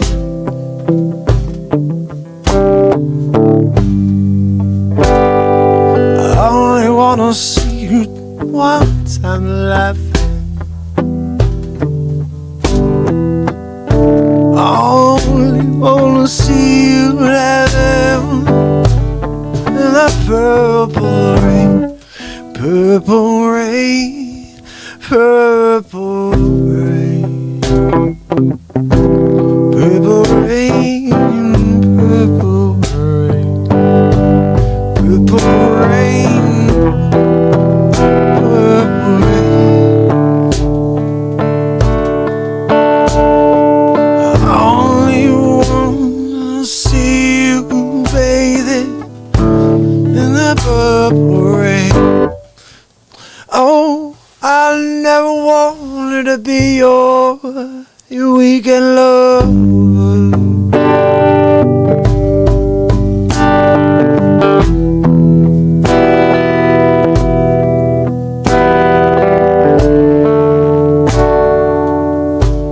Wanna be some kind of friend.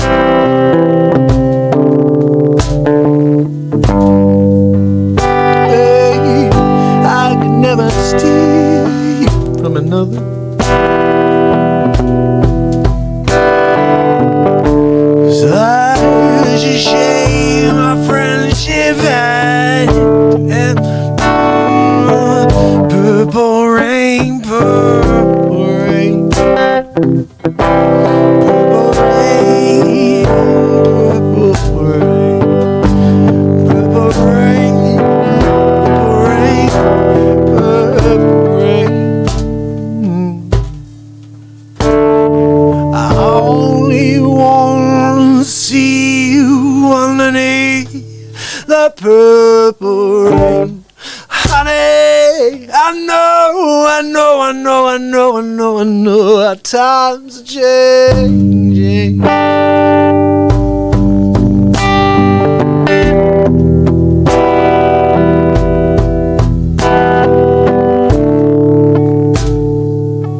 It's time we reach out for something that means you too. You said you want to be a leader,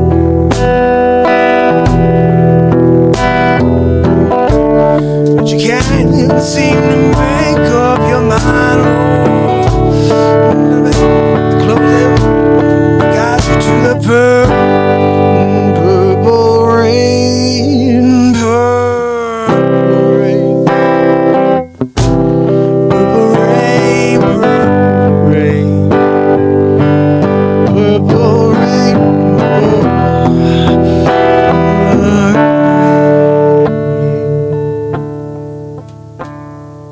I only wanna see you.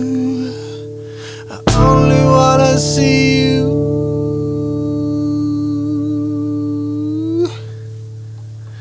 In the purple rain.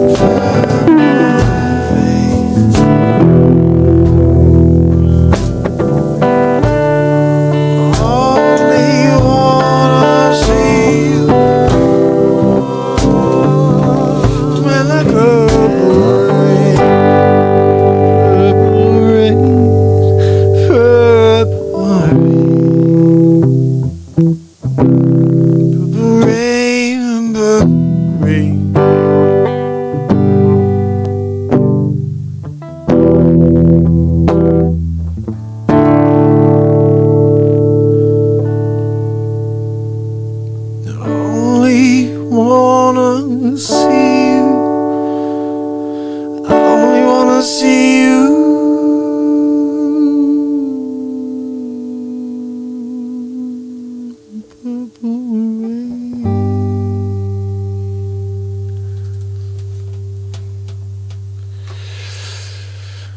Let's see, guys. Appreciate you guys. Oh my goodness. My man Mike said, when are you coming down to Obco? Dude, I want to go down and get my Obco donuts. Don't even mess around. Seriously? I miss that place. Obco makes the best donuts in the world. Live at the studio, it's Hammerlin Jameson. I'm out to... All right, normal. Thank you, Jennifer. Thank you so much. I hope you'll tune in tomorrow. We'll be more music, and we'll be rocking it out. Been on now for 3 hours and 14 minutes and 48 seconds. How about that? Hammerlin let off the fake news. Started at 7 o'clock. 7:20, something like that, because we're almost at 3.5 hours. But this is what we do every day. So I would say if you guys like the show, consider supporting the program. I'm here every day for the rest of my days just to try to bring some light to this universe. There's not enough of it, so I show up every day in order to bring some light. And every night it's usually 10 o'clock, 10:30, which right now it's 10:30. Usually the show starts around now, but we're rocking and rolling. I'm going to just pop this in case any of you guys want to get involved. Sigurd did the other day, and it made my day. I was actually on my way to an appointment, and I see you have a new patron. I was like, what? And I was like, that's pretty cool. Because I'm here just delivering, and when people support the program, it gives me more confidence to realize this is what I'm meant to do every day for the rest of my days. Now, yesterday was a huge day. Day 555 in a row happened to be 7/7/2020. And then at 11:11 on the dot, Mike, John was like, hey, I know somebody who knows somebody. Actually, not even. He's like, I know a guy who, you want to talk to someone about taking you to somewhere? I'm like, yeah, I do. And that's we're conversing, okay? So listen, I really appreciate you guys. Just remember, tomorrow I will be back, just like every day. Jennifer, also, if you can, head over to this page and subscribe and ding the bell, because it will remind you every time I'm live. And on top of that, I'd appreciate you joining my subscriber list. I don't have a lot yet, and that's fine. Like I said, I'll be here every day, so they'll show if they want, if they like it. If they like it, they'll show up and enjoy the Trapper. They'll also enjoy the Christopher Walken. That's right. It's crazy. We're going to have a good time. Denise is the one who gave me the suggestion of playing Prince. And I've been doing a bunch of Prince since Denise got involved and said that. So you guys are my favorite people because you come out and support this program. So let's continue with that energy, the positivity. And remember, guys, if the positivity guy is telling you that what you're getting from Sleep Sofa Joe is not right, you really got to look at it, okay? I'm not trying to do anything except steer you in the right direction, which is to the positivity. Keep that in mind for a second. Keep that in mind. Everything is designed to bring you down, to distract you from the truth. What is the truth, Mark? That we are meant to come together. We are the human race, and we are meant to love, not divide.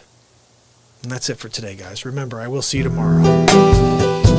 Make sure you send your requests along. Make sure you have your topics. Send them over, guys. Any songs, whatever. I'm going to have more face swaps for you tomorrow. I'll have an episode 9 maybe, plus the 8 cleaned up. We'll see. It's Mark Pyers. And it's Real Talk. See you guys tomorrow. You're awesome.